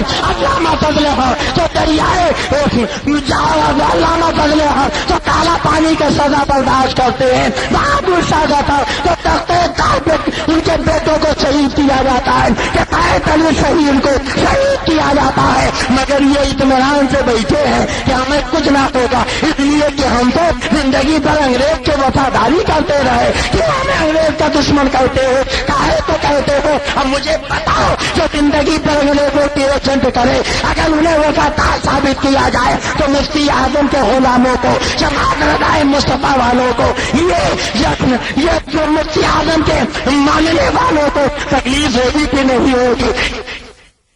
کو بتائیں کہ رشید احمد گنگوہی، اسماعیل دہلوی، سید احمد رائے بریلوی، قاسم نانوتوی یہ مجاہد آزادی نہیں بلکہ انگریزوں کے ایجنٹ ہیں، انہوں نے انگریزوں سے جہاد نہیں کیا بلکہ مجاہدین آزادی سے انہوں نے جنگ کیا ہے، اور یہ مجاہدین آزادی کے مخالف رہے، انہیں انگریزوں کی طرف سے حمایت حاصل نہیں، انگریزوں کی طرف سے وظیفہ نہیں۔ اور اگر اجازت دیجیے تو ایک بڑی تلخ عبارت سنا، بولیے سنا دو، سننا چاہتے؟ میں نے کہا تھا 3 جملے یاد رکھیے گا، 3 جملے یاد رکھیے۔ کیا وہ بھیا جا رہے ہیں کہاں؟ ارے بڑی محنت سے میں بول رہا ہوں، جائیے نہیں۔ یہ دیکھیے صفحہ 80 کی عبارت میں نے سنایا کہ جب میں حقیقت میں سرکار کا فرما بردار رہا ہوں تو جھوٹے الزام سے میرا بال بھی بیکا نہ ہوگا، اگر مارا بھی گیا، جملہ یاد رکھیے، مولوی رشید احمد گنگوہی جنہیں مجاہد آزادی کہتے، وہ کہتے ہیں اگر مارا بھی گیا تو سرکار مالک ہے، یعنی انگریز کا نام نہیں لیتے، سرکار کہتے۔ کیا کہتے ہیں؟ زور سے بولو۔ سرکار مالک ہے، اسے اختیار ہے، جو چاہے کرے۔ انگریز سرکار ہے، انگریز مالک ہے، انگریز مختار ہے، انگریز جو چاہے کرے۔ کتنی باتیں کہی؟ زور سے بولیے۔ انگریز کیا ہے؟ سرکار۔ بولیے کیا ہے؟ انگریز مالک ہے، انگریز مختار ہے، انگریز جو چاہے وہ کرے۔ مگر یہ دیکھو ایک کتاب ہے تقویۃ الایمان، کون سی کتاب ہے؟ غور سے بولیے۔ تقویۃ الایمان، یہ کتاب مولوی اسماعیل دہلوی نے لکھی، علی میاں نے حاشیہ چڑھایا اور ندوہ کے نصاب میں یہ کتاب شامل۔ جب تک پڑھا نہیں دی جاتی فضیلت کی ڈگری نہیں دی جاتی۔ اور اسی کتاب کا صفحہ ہے 89۔ کون سا صفحہ ہے؟ غور سے بولیے۔ 89 دیکھو کیا لکھا، جس کا نام محمد یا علی ہے وہ کسی چیز کا مختار نہیں۔ معاذ اللہ، زور سے بولو معاذ اللہ، سارا ملنا بولے معاذ اللہ۔ اب دیکھو جس کا کہاں بولتے ہیں، جن کا کہاں بولتے ہیں۔ اگر کسی اپنے سے بڑے کا نام لینا ہو تو جن کا بولیں گے۔ مثلا ہم حضرت علامہ مفتی واجد علی صاحب کا نام لینا چاہیں تو کہیں گے جن کا نام مفتی واجد علی، یہ ہم سے عمر میں بڑے، علم میں بڑے، فضل میں بڑے، کمال میں بڑے۔ جب کسی کو اپنے سے بڑا بتانا ہو تو بولو کیا بولو گے؟ جن کا۔ بولو کیا بولو گے؟ اور اگر عبداللطیف کا نام لینا چاہیں تو ہم سے عمر میں چھوٹے، ہم کہیں گے جس کا نام عبداللطیف ہے۔ تو گویا کسی کو اپنے سے چھوٹا بتانا ہو تو کیا بولیں گے؟ زور سے بولیے۔ جس کا اب دیکھو ظالم نبی کے اختیار کا انکار کرتا تھا، اور جن کا نہیں لکھتا جس کا لکھتا ہے، یعنی جن جملوں میں اختیار کا انکار کیا اس میں توہین ہے مدینے والے آقا کی۔ اب دیکھو اپنے انگریز گورنمنٹ کا نام لکھا تو نام نہیں لکھا، سرکار لکھا کہ سرکار مالک ہے، سرکار مختار ہے، اور مدینے والے سرکار کا نام لکھا تو جن کا نہیں لکھا لکھا جس کا نام محمد یا علی ہے۔ اور پھر ذرا کہنے دیجئے 1000 بار بچویم جہاں سے مشکل گلاب روز نام تو گفتن کمال بے عربی، ہم ہزاروں مرتبہ مجھ کو گلاب سے کلیا کریں پھر بھی اے اللہ کے پیغمبر اگر آپ کا نام لیں تو کمال بے عربی ہے۔ نبی کا مقام تو یہ ہے کہ پورا قرآن آپ پڑھ ڈالیے، اللہ تعالیٰ نے اپنے نبی کو یاد کیا تو کہیں یا محمد کہہ کے نہیں یاد کیا ہے، جب اللہ نے اپنے نبی کو یاد کیا ہے چہرے سے زلفیں ہٹائی وہ دعا کہہ دیا، چہرے پہ زلفیں بکھیری وہ لیلا سجا فرما دیا، کالا کمبل ہو رہا یا المزمل فرما دیا، چادر نے بیٹی یا متصل فرما دیا۔ اور اللہ نے جب اپنے نبی کو یاد کیا ہے تو کہیں یا نبی کہا، کہیں یا رسول کہا، کہیں نور مبین کہا، کہیں رحمت للعالمین کہا۔ ذرا سوچو یہ خدا نے پیدا کیا ہے وہ اپنے نبی کو یاد کرتا ہے تو کس محبت سے یاد کرتا ہے، یا ایھا النبی انا رسولناک شاہد البشرۃ ونذیرا داعیا الی اللہ باذنہ وسراجا منیرا۔ ایک مالے گاؤں کے غیور مسلمانوں یہ دیکھو تمہارے آقا ہے، تمہارے پیغمبر ہے، تمہارے نبی ہے، ان کا خدا جس نے پیدا کیا ہے وہ اپنے نبی کو یا محمد کہہ کے نہیں پکارا تھا، چہرے سے زلفیں ہٹائی وہ دعا کہہ کے پکارا اور لیلا سجا کہہ کے یاد کیا، رحمت للعالمین نے کہا، نور مبین نے کہا، طٰہٰ کہا، یاسین کہا، بشیر النذیر نے کہا، سراج المنیر نے کہا، داعی کہا، رحمت للعالمین نے کہا۔ مگر یہ امتی کہلانے والا ساری خدائی کے آقا کا نام لکھتا ہے، جماعت نہیں لکھتا، سیدھے لکھتا ہے جس کا نام محمد یا علی ہے وہ کسی چیز کا مالک و مختار نہیں، مالک گاؤں والے یا تم مصطفیٰ کی توہین نہیں، جس پیغمبر کا تم کلمہ پڑھتے ہو اس نبی کی توہین ہے، اور وفادار امتی کا کلیجہ تڑپ جانا چاہتا۔ بولو اس میں تمہارے نبی کی توہین ہے کہ نہیں ہے؟ بولو ہے کہ نہیں ہے؟ تم نے وفادار ماؤں کی گودوں میں پرورش پائی تھی، تمہارے باپ نے تمہاری پرورش کی تھی، ماؤں نے دودھ کے ساتھ تمہیں گٹی میں پلایا تھا، خوب میں نہاؤ، زخم چاہو سر پیدا کرو، جب وقت آئے دی پہ تو یہ حق ادا کرو۔ ایک مرد مومن تو یہ اعلان کرتا ہے کہ جان مانگو تو جان دیں گے، جو مال مانگو تو مال دیں گے، کبھی نہ ہوگا یہ ہم سے ہار گئے، نبی کا چاہو جلال دیں گے، زمانہ کچھ کہے دیوانے اپنی جان دے دیں گے مگر دامن نہ چھوڑیں گے تمہارا یا رسول اللہ۔ بولو ہمارے گاؤں کے غیور مسلمان یہ نبی کا دشمن ہے کہ نہیں ہے؟ بولو رسول کے غدار ہے کہ نہیں ہے؟ اب اگر نبی کے ہاتھوں کوثر کا جام پینا، نبی کے ذریعے جنت میں جانا تو بولو یہ غداروں سے سلام کرو گے؟ اگر یہ سلام کریں تو جواب دو گے؟ یہ مسلح پر ان کے پیچھے نماز پڑھو گے؟ ایسے نبی کے دشمنوں کی لڑکیاں لاؤ گے؟ انہیں اپنی لڑکی دو گے اور شادی بیاہ میں ان کو کھلاؤ گے اور جو لوگ انہیں دعوت دے ان کے ساتھ بیٹھ کے ٹانگیں نوچو گے؟ یاد رکھو یہ نبی کے دشمن رسول کے غدار ہیں۔ تولا بے تولا نیست ممکن، محبت عداوت کے بغیر ممکن ہی نہیں۔ ہو سکتا ہے کل مالے گاؤں کے چوراہے پر کوئی عبداللطیف کا بازو پکڑے کہ عبداللطیف عبد المصطفیٰ مالے گاؤں والوں کو بہکا گیا۔ ہمارے علماء دیوبند تو وہ ہے جو اللہ کے سوا کسی کی تعریف نہیں کرتے، تو میں کہوں گا اس دھوکے میں نہ رہیے گا۔ یہی کتاب تقویۃ الایمان ہے، ٹائٹل پیج آپ دیکھیں اپنے مولانا کا نام لکھا تو لکھتے ہیں مجاہد اسلام عالم ربانی مولانا شاہ اسماعیل شہید رحمت اللہ علیہ، حضرت مولانا سید ابو الحسن علی ندوی۔ حضرات کلیجے پہ ہاتھ رکھ کے سوچو، اب اپنے مولانا کا نام لکھا تو کتاب ایک ہی ہے، مجاہد اسلام بھی لکھ رہے، عالم ربانی بھی لکھ رہے، مولانا شاہ بھی لکھ رہے، سعید رحمت اللہ علیہ بھی لکھ رہے، حضرت مولانا سید بھی لکھ رہے، اور خدا کے محبوب کا نام لکھا، طٰہٰ و یاسین کا نام لکھا، مزمل و مدثر کا نام لکھا، وکیل و نذیر کا نام لکھا، نور مبین کا نام لکھا، محبوب رب العالمین کا نام لکھا، تو چنانچہ نہیں لکھا، سیدھے لکھ دیا جس کا نام محمد یا علی ہے وہ کسی چیز کا مختار نہیں۔ بولو اے طالبان تو مسلمانوں، اس سے بڑی گستاخی کچھ ہو سکتی ہے؟ بولو ہو سکتی ہے؟ اب دیکھو یہ کتاب ہے تذکرۃ الرشید، انگریز کو لکھنا ہوا تو انگریز کا نام نہیں لکھا، سرکار لکھا۔ کیا لکھا؟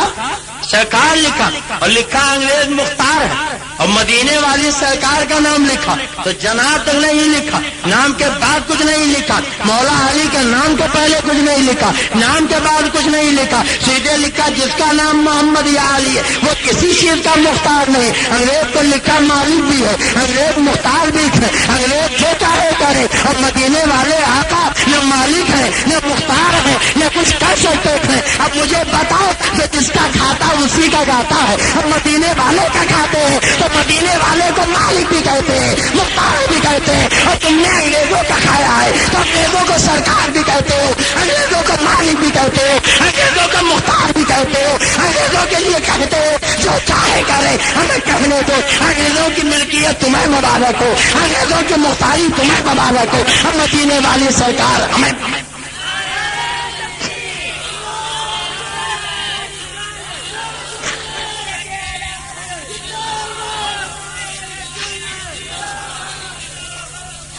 اس کی نعرہ آپ لگاتے، ارے مجاہدین آزادی کا تذکرہ آپ سن لیں، آپ کو تو پورے جلبہ جہان میں سرشار ہو کے نعرہ لگانا چاہیے، یا رسول اللہ کے نعرہ سے ہم کو پیار ہے، یا رسول اللہ کے نعرہ سے ہم کو پیار ہے، اور جس نے یہ نعرہ لگایا اس کا بیڑا، زور سے بولو اس کا بیڑا۔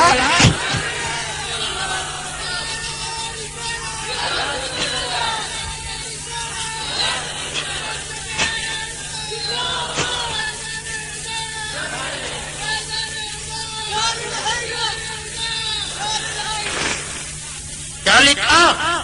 جس کا نام محمد علی ہے وہ کسی چیز کا مختار نہیں، اور یہی کتاب تقویۃ الایمان ہے، صفحہ 126 ہے۔ کون سا صفحہ ہے؟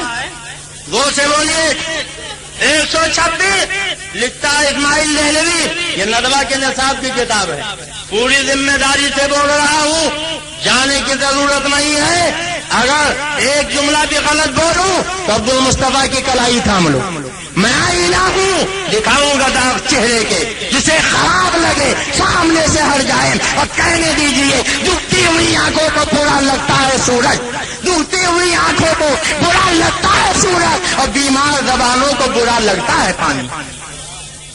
جسے ملیریا کا بخار ہو جائے بولو اسے پانی اچھا لگے گا، دودھ اچھا لگے گا، کہے گا آنکھ تو بڑا کڑوا، بولو کہے گا کہ نہیں؟ تو جس کے عقیدے میں بخار آ جائے، ایمان میں بخار آ جائے، اسے یہ باتیں اچھی لگیں گی۔ دیکھو کیا لکھا صفحہ 126 پر کہ سارا کاروبار جہان کا اللہ ہی کے چاہنے سے ہوتا ہے، رسول کے چاہنے سے کچھ نہیں ہوتا۔ معاذ اللہ، زور سے بولو معاذ اللہ، سارا ملہ بولو معاذ اللہ۔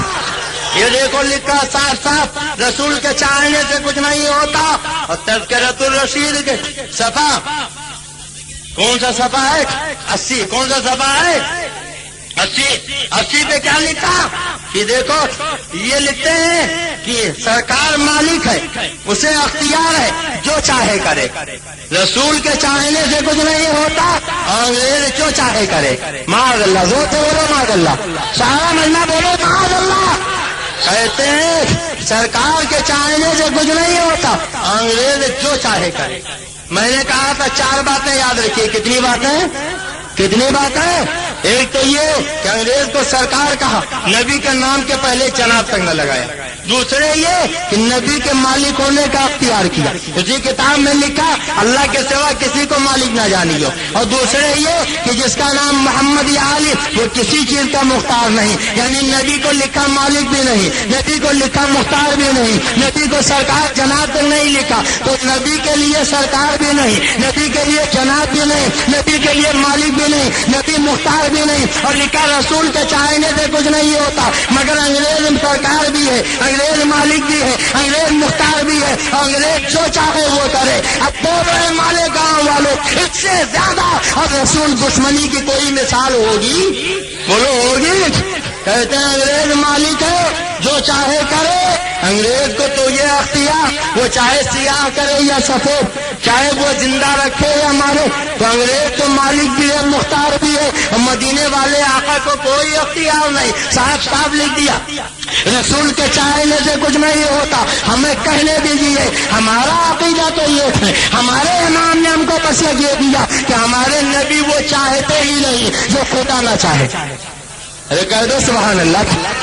تم کہتے ہو سارا کاروبار جہان کا اللہ ہی کے چاہنے سے ہوتا، رسول کے چاہنے سے کچھ نہیں ہوتا۔ اور اعلیٰ حضرت کہتے ہیں کہ ہمارے رسول وہ چاہتے ہی نہیں جو خدا نہ چاہے، نبی تو وہی چاہتے ہیں جو خدا چاہتا ہے، اور خدا وہی چاہتا ہے جو اس کا مصطفیٰ چاہتا ہے۔ خدا کی رضا چاہتے ہیں دو عالم، اور خدا چاہتا ہے رضائے محمد۔ میں تو مالک ہی کہوں گا کہ ایک مالک کے حبیب یعنی محبوب و مہم میں نہیں، میرا تیرا۔ سنو، اللہ کے نبی وہ چاہتے ہی نہیں جو ان کا خدا نہ چاہے۔ کیسے؟ اگر اجازت دیجیے تو بتا دوں۔ بولیے بتا دوں۔ سننا چاہتے؟ انہوں نے انگریز کو مالک مانا، انگریز کو مختار مانا، انگریز کو مانا کہ وہ جو چاہے کرے، مگر مدینے والے کے چاہنے سے کچھ نہیں ہوتا۔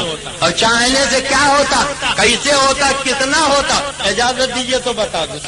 سننا چاہتے ہیں؟ چلے تو نہیں جائیں گے؟ کتنے لوگ چلے جائیں گے؟ کوئی نہیں جائے گا۔ سنیں گے؟ اچھا ایک بات بتائیے، آپ کے مالیگاؤں کی مسجدوں میں اذان ہوتی ہے؟ سنیے آپ نے، فجر سے پہلے اذان ہوتی ہے، ظہر عصر مغرب عشاء سے پہلے؟ ارے بولیے، ہوتی ہے کہ نہیں ہوتی؟ بولو ہوتی ہے کہ نہیں؟ سنیوں کے مسجدوں میں بھی، وہابیوں کے مسجدوں میں بھی، اور میں تو لکھنؤ میں رہتا ہوں، آئے دن تقریر ہوتی رہتی ہے، وہاں بھی کتاب دکھا کے تقریر کرتا ہوں۔ یہی تقویت الایمان نظرہ کے نصاب کی کتاب، وہاں کے مسجد میں بھی آتا، اور مکہ شریف مدینہ شریف گیا تو میں نے دیکھا وہاں کی مسجدوں میں بھی آتا۔ دبئی 4 مرتبہ تقریر کے لیے گیا، الحمدللہ وہاں بھی دیکھا کہ نماز سے پہلے اذان۔ بولو ہوتی ہے کہ نہیں؟ فجر سے پہلے اذان، ظہر سے پہلے اذان، عصر سے پہلے اذان، مغرب سے پہلے اذان، عشاء سے پہلے اذان۔ ہر جگہ جہاں نماز، مسجد میں نماز سے پہلے اذان۔ بولو کیا ہے؟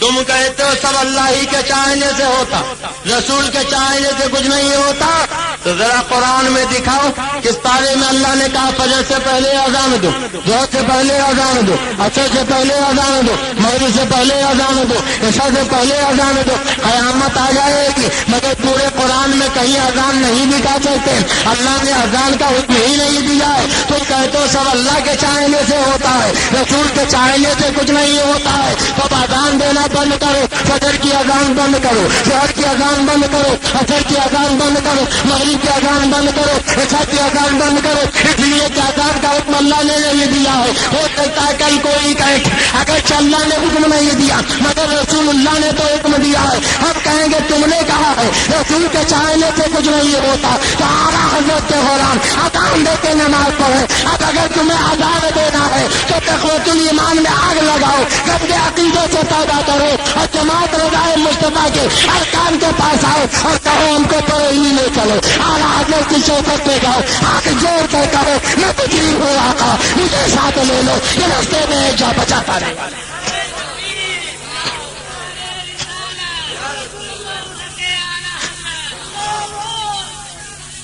اگر اذان دینا ہے تو اپنے گندے عقیدے سے توبہ کرنا پڑے گا، تقویت الایمان میں آگ لگانی پڑے گی، اعلیٰ حضرت کا مسئلہ قبول کرنا پڑے گا، ورنہ بولو اذان دینے کا حق ہے؟ بولیے ہے؟ اذان کا حکم کس نے دیا؟ رسول اللہ نے۔ بولو کس نے دیا؟ اذان کس کے چاہنے سے دی جاتی ہے؟ اور لکھتے ہیں رسول کے چاہنے سے کچھ نہیں ہوتا۔ اور ایک بات بتائیے، نماز آپ پڑھتے ہو؟ بولیے پڑھتے ہو؟ فجر میں کتنی رکعت، ظہر میں، مغرب میں، عشاء میں؟ اب ایک بات بتاؤ، کہیں قرآن میں اللہ نے کہا فجر میں 4 پڑھو، ظہر میں 12 پڑھو، عصر میں 8 پڑھو، مغرب میں 60 پڑھو، عشاء میں 17 پڑھو؟ پورے قرآن میں کہیں نہیں۔ اللہ نے کہہ دیا اقیموا الصلاۃ، نماز قائم کرو، وارکعوا مع الراکعین، رکوع کرنے والوں کے ساتھ جھک جاؤ۔ مگر اللہ نے یہ نہیں کہا فجر میں کتنی رکعت پڑھو، ظہر میں کتنی رکعت پڑھو، عصر مغرب عشاء میں کتنی رکعت پڑھو، کھڑے ہو تب کیا پڑھو، رکوع سجدے میں جاؤ تب کیا پڑھو۔ نماز کا یہ مکمل طریقہ اور نماز کی یہ مکمل ترکیب پورے قرآن میں تفصیل سے کہیں نہیں ہے۔ اللہ نے کہہ دیا نماز پڑھو، اے میرے مولا کیسے نماز پڑھے؟ تو نبی فرماتے تھے اللہ نے کہہ دیا نماز پڑھو، مگر نماز پڑھنا ہے تو صلی کما رأیتمونی وصلی، نماز ایسے پڑھو جیسے مجھے پڑھتا ہوا دیکھو، یعنی جیسے میں چاہوں ویسے پڑھو، جب میں چاہوں تب پڑھو، جتنا میں چاہوں اتنا پڑھو، جو میں چاہوں وہ پڑھو، اور جس طریقے سے میں چاہوں اس طریقے سے پڑھو۔ تم کہتے ہو رسول کے چاہنے سے کچھ نہیں ہوتا، قیامت آ جائے گی مگر تم رسول کی مرضی چھوڑ کر 2 رکعت نماز نہیں پڑھ سکتے۔ اب اگر نماز پڑھنا ہے تو نبی کے دامن میں پناہ لینی پڑے گی اور کہنا پڑے گا میں تکلیف ہوں آقا، مجھے ساتھ لے لو، کہ رستے میں جا بجا پانے والے۔ اچھا بات اور بتائیے، آپ کیا مالیگاؤں کی مسجدوں میں جمعہ کی نماز میں خطبہ ہوتا ہے؟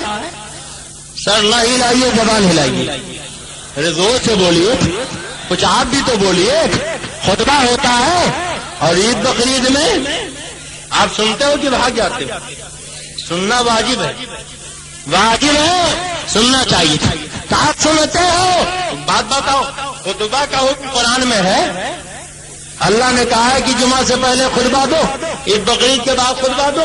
حضرت مفتی صاحب قبلہ سے پوچھیے تو فرمائیں گے خطبہ کا حکم اللہ نے نہیں دیا، ہاں البتہ اتنا ضرور قرآن میں ملتا ہے۔ ایک مرتبہ میرے سرکار خطبہ دے رہے تھے، کچھ لوگ اٹھ کے چلے گئے، قافلہ آیا تھا، تو اللہ نے تنبیہ فرمائی کہ خطبہ چھوڑ کے مت جایا کرو۔ ہم کہیں گے میرے مولا جب تو نے خطبہ کا حکم ہی نہیں دیا ہے تو جو لوگ اٹھ کر چلے گئے تھے انہیں تنبیہ کیوں کی جا رہی ہے؟ تو جواب ملے گا اگرچہ میں نے حکم نہیں دیا مگر میرے محبوب نے تو حکم دیا ہے۔ جیسے میری بات نہ ماننے والا مجرم آئے کہیے کہ میرے نبی کی بات نہ مانے وہ بھی مجرم ہے۔ پتا چلا خطبہ کا حکم رسول اللہ نے دیا ہے، مگر جن لوگوں نے نہیں سنا اللہ کی بارگاہ میں مجرم ہوئے، معصوم ہوئے، گویا خدا نے ذہن دے دیا ہے اے میرے بندو، ارے جو میں چاہوں وہ بھی کرو اور جو میرا نبی چاہے وہ بھی کرو۔ اگر میرا چاہا نہ کرو گے تو مجرم ہوگے اور نبی کا چاہا نہ کرو گے تو بھی میری بارگاہ میں مجرم ہو۔ تو جو لوگ یہ کہتے ہیں نبی کے چاہنے سے کچھ نہیں ہوتا، بولو انہیں خطبہ دینا چاہیے۔ اب غیر مقلدوں سے کہو خطبہ بند کریں، وہابیوں سے کہو خطبہ بند کریں، دیوبندیوں سے کہو خطبہ بند کریں، جماعتیوں سے کہو خطبہ بند کریں، ندویوں سے کہو خطبہ بند کریں، اس لیے کہ تم نے کتاب میں لکھا رسول کے چاہنے سے کچھ نہیں ہوتا۔ اچھا ایک بات اور بتائیے، آپ کیا مالیگاؤں میں لوگ موت ہوتی ہے، لوگ مرتے ہیں کہ نہیں مرتے؟ مالیگاؤں میں مرتے ہیں، مرتے ہیں؟ کیا صحیح کہہ رہے ہیں کہ غلط کہہ رہے ہیں؟ بولو مرتے ہیں، مرتے ہوئے آپ نے دیکھا ہے؟ اچھا خالی سنی مرتے ہیں کہ وہابی بھی مرتے ہیں؟ وہابی بھی مرتے ہیں۔ تو مرنے کے بعد کیا ہوتا ہے؟ 2 طریقے، ایک تو یہ کہ نہلایا جائے، دھلایا جائے، کفنایا جائے اور چارپائی پہ لٹایا جائے، پھولوں کے سیج میں بسا دیا جائے، اور ایک یہ کہ چٹھی پہ لٹا کے رسی سے جکڑ دیا جائے۔ اب یہ تو اپنا اپنا نصیبہ، کوئی کس کے جاتا ہے، کوئی پھولوں میں بس کے جاتا ہے۔ صحیح ہے کہ غلط؟ بولیے صحیح ہے کہ غلط؟ تو ہم تو الحمدللہ پھولوں میں بس کے جاتے ہیں، کچھ لوگ کس کے جاتے ہیں۔ اچھا جناب پھولوں میں بسایا گیا تو لے جا کے آپ نے دفن کر دیا، پہلے نماز جنازہ پڑھی، بولو پڑھتے ہیں کہ نہیں پڑھتے؟ بولیے پڑھتے ہیں کہ نہیں؟ اور نماز جنازہ پڑھنا کیا ہے؟ فرض کفایہ۔ کیا ہے؟ ایک پڑھے تو سب بری اس ذمہ، اور ایک نہ پڑھے تو جس جس نے سنا تھا سب مجھے۔ تو 5 وقت کی نمازیں تو اللہ کے حکم سے پڑھ، مگر نماز جنازہ کس کے حکم سے پڑھ؟ پورا قرآن پڑھ ڈالیے، اللہ نے نماز جنازہ کا حکم ہی نہیں دیا۔ مفتی صاحب ہے کہیں؟ اللہ نے حکم ہی نہیں دیا۔ ہاں اللہ نے حکم دیا تو کیا؟ لا تصلی علی احد منهم مات ابدا ولا تقم علی قبرہ۔ جب بے ایمان یعنی یہ وہابی دیوبندی رافضی قادیانی نبی کے دشمن مر جائیں تو لا تصلی علی احد منہم مات ابدا، ان میں سے کسی کی نماز جنازہ مت پڑھنا، ولا تقم علی قبرہ، ان نبی کے غداروں کے قبر پہ کھڑے مت ہونا۔ گویا اللہ نے جنازہ کا حکم تو نہیں دیا مگر نبی کے غداروں کی نماز جنازہ پڑھنے سے روکا ضرور ہے، ان کے قبر پہ جانے سے منع ضرور کیا ہے۔ اللہ کہہ رہا ہے اے میرے نبی کے وفاداروں، تم نبی کے غداروں کی نماز جنازہ مت پڑھنا، نبی کے دشمنوں کے قبر پہ مت جانا۔ اب مالے گاؤں والوں بولو جو نبی کے غدار ہیں ان کی نماز جنازہ پڑھو گے، ان کی ارتھی میں شامل ہو گے، انہیں مٹی دینے جاؤ تو ہاتھ اٹھا کے وعدہ کرو خدا کا حکم مانو گے، بولو مانو گے کہ نہیں مانو گے؟ اللہ فرماتا لا تصلی علی احد منہم مات ابدا ولا تقم علی قبرہ، جب یہ بے ایمان مر جائے تو ان کی نماز جنازہ مت پڑھنا اور ان کی قبر پہ کھڑے مت ہونا۔ تو جنازے کی نماز کا حکم کس نے دیا؟ بولو کس نے دیا؟ رسول اللہ نے۔ کس نے دیا؟ ارے زور سے بولو، آپ کا تو عقیدہ آپ کیوں نہیں بولتے؟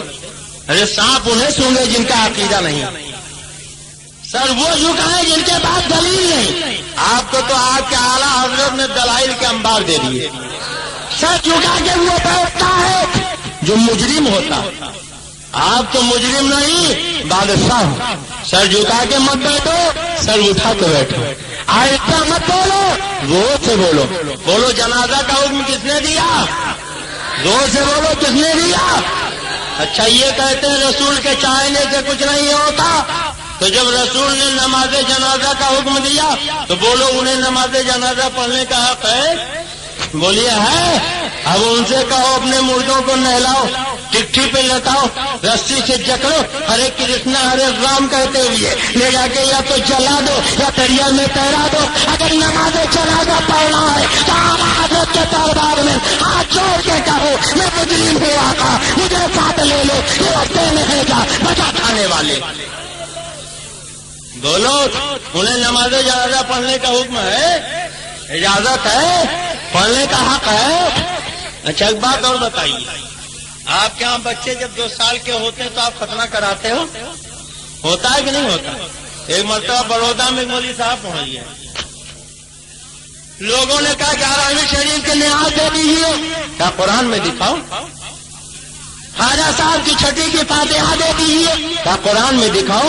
اب ایسے قرنی کے حلوے پہ نظر دے دیجیے، کیا قرآن میں دکھاؤ؟ میرا شریف پڑھ دیجیے، کیا قرآن میں دکھاؤ؟ کہا اب تک میں نے وہی کیا جو قرآن میں لکھا ہوا دیکھا۔ ممبر پہ کھڑے ہو کے کہا بھائیو آئندہ بھی وہی کروں گا جو قرآن میں دیکھوں گا۔ کیا ہوا محترم آپ کیوں جا رہے ہیں؟ برا لگ رہا ہے کرنے جا رہے ہیں؟ ارے ہم لوگ ضرورت ہے۔ اچھا صاحب اور تو کوئی نہیں بھاگے گا؟ اچھا نہیں ماشاءاللہ وہ حاوی نہیں ہے، وہ کسی ضرورت سے جا رہے ہیں، ضرورتیں سب کو ہوتے۔ تو بڑودہ کی جامع مسجد میں کھڑے ہوئے، کہا بھائیو اب تک میں نے وہی کیا جو قرآن میں لکھا ہوا دیکھا، آئندہ بھی وہی کروں گا جو قرآن میں لکھا ہوا دیکھوں گا، اس لیے کوئی کام کروانے سے پہلے قرآن میں دیکھ لو، وہی مجھ سے مطالبہ کرنا۔ لوگوں نے ان کا نام ہی رکھ دیا مولوی قرآن۔ سنتے سنتے کان پک گئے۔ ایک بیچارہ پڑھا کم تھا مگر پڑھا زیادہ تھا، عبداللطیف بھائی کی طرح۔ ایک دن اپنے گھر پہنچا، کہا بیگم تمہیں کچھ پتا ہے؟ کہا کیا ہوا؟ کہا یہ اپنے مولوی جو قرآنی ہے نا جامع مسجد کا امام، کہاں؟ کہا ان کا تو ختنہ ہی نہیں ہوا مگر کسی سے بتانا نہیں۔ یہ تو آپ جانتے ہی عورتیں پیٹ کی ہلکی ہوتی، ان کے پیٹ میں بات نہیں پستی، اور اگر منع کر دیجیے مت بتانا تو بتانا اپنے لیے فرض تصور کرتی۔ اب پیٹ میں چوہے دوڑنے لگے۔ بیگم نے کہا 2 منٹ کا وقت دیجیے میں ابھی آئی۔ پڑوسن کے یہاں پہنچی، دروازہ کھٹکھٹایا، انہوں نے دروازہ کھولا، کہا خیریت تو ہے؟ کہا بہت اچنبھے کی بات میں نے سنی، میں تمہیں بتانے آئی ہوں۔ کیا بات ہے؟ کہا مگر پہلے قسم کھاؤ کسی سے بتاؤ گے؟ قسم کھا لیا۔ کہا آپ بتاؤ کیا بات ہے؟ کہا یہ اپنے مولوی قرآنی جو مسجد میں امامت کرتے ہیں نا، بات بات پہ قرآن کی رٹ لگاتے، ان کا تو ختنہ ہی نہیں ہوا۔ کہا واقعی؟ کہا سچ، بالکل صحیح کہہ رہے ہوں۔ اب ان کے پیٹ میں بھی چوہے دوڑنے لگے، انہوں نے بھی نقاب پہنا، اپنے پڑوسن کے یہاں پہنچ گئے۔ شدہ پورے بڑودا میں خبر پھیل گئی. اب ایک عورت سے برداشت نہ ہوا, وہ مولوی قرآنی کے گھر پہنچ گئی. کہا بیٹھ, ایک بہت ضروری بات معلوم کرنے آئی ہوں, 2 منٹ کا وقت دیجیے. کمرے میں لے گئے, کیا پوچھنا ہے؟ کہا میں نے عجیب بات سنی, آپ کے مولوی قرآنی کی سنت نہیں ہوئی. آپ سے باہر ہو گئی, یہ کیا بدتمیزی ہے, کیسی بکواس کرے, کیسے تم نے کہہ دیا؟ ابھی اور پھول بک رہی تھی, کتنے میں ایک عورت اور آ گئی. کہا بہن ایک بہت ضروری بات معلوم کرنی, 2 منٹ کا وقت چاہیے. ایک کمرے میں لے گئی, پوچھو کیا پوچھنا چاہتے ہو؟ کہا میں نے عجیب اچنبے کی بات سنی, آپ کے مولوی قرآنی کا ختنہ نہیں ہوا. اب تو پارا اور چڑھ گیا, اور بگڑنے لگی. اتنے میں تیسری عورت آ گئی, اب تیسرے کے بعد چوتھی آ گئی, چوتھی کے بعد 5ویں آ گئی. اب مولوی قرآنی کی بیوی غصے میں بھری ہوئی مولوی قرآنی کے پاس پہنچی. یہ سب کیا بدتمیزی ہے, کیسی بکواس کر رہی ہو, کیسے تم نے یہ سب کیا ہو رہا ہے؟ تو مولوی قرآنی نے کہا, کس نے کہا؟ پتا نہیں. اچھا ٹھہرو میں ابھی پتا لگاتا ہوں. وہ گھر سے نکلے, سوٹا ہاتھ میں لیا اور ٹہلتے ٹہلتے عبداللطیف بھائی کے گھر پہنچ گئے. ارے یہ خالی مثال میں ان کا نام لے رہا ہوں, حقیقت میں مت سمجھ جائیے گا. اس کڑے ہوئے بڑودا کے سننی کے گھر پہنچ گئے. کہنے لگے تم نے کیسے کہا کہ میرا ختنہ نہیں ہوا؟ آپ کو کیسے پتا چلا کہ میں نے ہی کہا؟ آپ بہانے مت کرو, میں کعبے کا غلاف پکڑ کے قسم کر دیتا ہوں کہ تمہارے سوا کسی نے نہیں کہا. اور نبی کے بارے میں تو کہتے ہو غیب کا علم ہے, تو تمہیں غیب کا علم کیسے ہو گیا؟ یہ سب کچھ نہیں, تمہارے سوا کسی نے نہیں کہا. کیسے تم نے کہا؟ آپ ہی نے تو ممبر پہ کھڑے ہو کے کہا تھا. میں نے اب تک وہی کیا جو قرآن میں لکھا ہوا دیکھا, آئندہ بھی وہی کروں گا جو قرآن میں لکھا ہوا دیکھوں گا. کرا کے میں نے قرآن اٹھایا اور پورا قرآن پڑھ ڈالا. اللہ نے کہیں کہا ہی نہیں کہ ختنہ کراؤ. تو میں نے سوچا اتنے بڑے مولوی ہو کر اتنا بڑا جھوٹ کیسے بولے گے؟ جب اللہ نے نہیں کہا ختنہ کراؤ تو آپ نے ختنہ نہیں کرایا ہوگا. اب یہ جھوٹ کیسے ہو گیا, میں نے غلط کیسے کر دیا؟ اب مولوی قرآن سب پکڑ کے بیٹھ گئے. کہنے لگے اب بات سمجھ میں آئی, اگر قرآن میں ہم کو دلیل نہ ملے تو حدیثوں میں دلیل تلاش کرنا چاہیے, اس کو چھوڑ نہیں دینا چاہیے. اب ان وہابیوں سے کہو, تم کہتے ہو رسول کے چاہنے سے کچھ نہیں ہوتا, تو اللہ نے ختنہ کا حکم ہی نہیں دیا ہے. اب اپنے بچوں کا ختنہ کرانا بند کرو. اگر ختنہ کرانا ہے تو اعلیٰ حضرت کی بارگاہ میں جانا پڑے گا اور اعلیٰ حضرت کی چوکھٹ پکڑ کے لوگوں کے کہنا پڑے گا میں مجرم ہوں آقا, مجھے ساتھ لے لو, یہ رستے میں ہے جا بچا کرنے والے. بولو, اذان دی جاتی ہے رسول کے چاہنے سے. کس کے چاہنے سے؟ نماز کا مکمل طریقہ رسول نے دیا, خطبہ کا حکم اللہ کے نبی نے دیا, نماز جنازہ کا حکم اللہ کے نبی نے دیا, ختنہ کا حکم اللہ کے نبی نے دیا. اب جن کا یہ عقیدہ ہے کہ رسول کے چاہنے سے کچھ نہیں ہوتا, انہیں چاہیے اپنی مسجدوں میں اذان بند کریں, نماز پڑھنا بند کریں, اذان خطبہ دینا بند کریں, ختنہ کرانا بند کریں, نماز جنازہ پڑھنا بند کریں. اور اگر نہیں بند کرنا ہے تو تقویت الایمان کو ہمارے گاؤں کے چوراہے پر رکھ کے آگ لگاتے اور یہ اعلان کر دیں ہم تقویت الایمان کو چلاتے ہیں, گندے عقیدے سے توبہ کرتے ہیں, کفری باتوں سے رجوع کا توبہ کرتے ہیں اور اعلیٰ حضرت کا مسئلہ قبول کرتے ہیں, اور یہ اعلان کر دیں میں مجرم ہوں آقا, مجھے ساتھ لے لو, کہ راستے میں ہے جا بچا کرنے والے. مالک بھی ہے, مختار بھی ہے, جو چاہے کرے, اور رسول کے چاہنے سے کچھ نہیں ہوتا. معاذ اللہ, وہ بولو معاذ اللہ. اب رسول کے چاہنے سے کیا ہوتا, کیسے ہوتا, کتنا ہوتا؟ اجازت دیجیے ایک حدیث سنا دوں, ایمان تازہ ہو جائے. سننا چاہتے خصائص کبریٰ علامہ جلال الدین سیوطی فرماتے ہیں جنگ تبوک کے موقع پہ کھانا ختم ہو گیا, صحابہ بھوک سے پریشان, بارگاہ مصطفیٰ میں پہنچے, یا رسول اللہ بھوک لگی. تو آقا یہ نہیں کہتا اللہ سے جا کے مانگے, میرے چاہنے سے کچھ نہیں ہوگا. فرماتے ہیں بھوک لگی, کہاں ہاتھ, کہا بلال توشہ دان جھاڑو, شاید کھانے کا کچھ سامان نکلے. حضرت بلال نے توشہ دان جھاڑا تو 7 کھجوریں نکلی. کتنی کھجوریں نکلی؟ زور سے بولو کتنی نکلی؟ سرکار نے دسترخوان بچھوا دیا. گویا نبی کی سنت ہے, کچھ کھانا چاہو تو دسترخوان بچھا لو. کیا کرو؟ زور سے بولو کیا کرو؟ اور یہ دسترخوان کیسے رنگ کا ہونا چاہیے؟ لال رنگ. اور سنو, اگر دسترخوان پہ کھانے کا کوئی دانہ گر جائے کوئی ذرہ گر جائے اسے پڑا نہ رہنے دیں. آقا فرماتے اسے چن چن کے کھا لے. پلیٹ میں رہ جائے تو پوچھ پوچھ کے چاٹ لو, انگلی میں رہ جائے تو خود چاٹ لو, یا کسی حصے کو چٹا لو جو چٹانا معیوب نہ سمجھے. آقا فرماتے تمہیں کیا پتا کھانے کی برکت اللہ نے کس دانے میں رکھی, کس ذرے میں رکھی. ہو سکتا ہے جو برکت والا ذرہ تھا وہی دسترخوان پہ رہ گیا ہو, وہی پلیٹ میں رہ گیا ہو, اور تم نے چھوڑ دیا تو تمہارے گھر سے رزق کی برکت چلی جائے گی. سبحان اللہ, زور سے کہہ دو سبحان اللہ. اچھا ایک بات بتاؤ, آپ میں سے کوئی کوڑی بننا چاہتا؟ خدا نہ کرے کوڑی بنے نبی کے دشمن, رسول کے غدار, آپ کیوں کوڑی بنے؟ اگر اجازت دیجئے تو ایسا فارمولہ بتا دوں کہ آپ کبھی کوڑی بنے ہی نہیں. بولیے جاننا چاہتے ہیں؟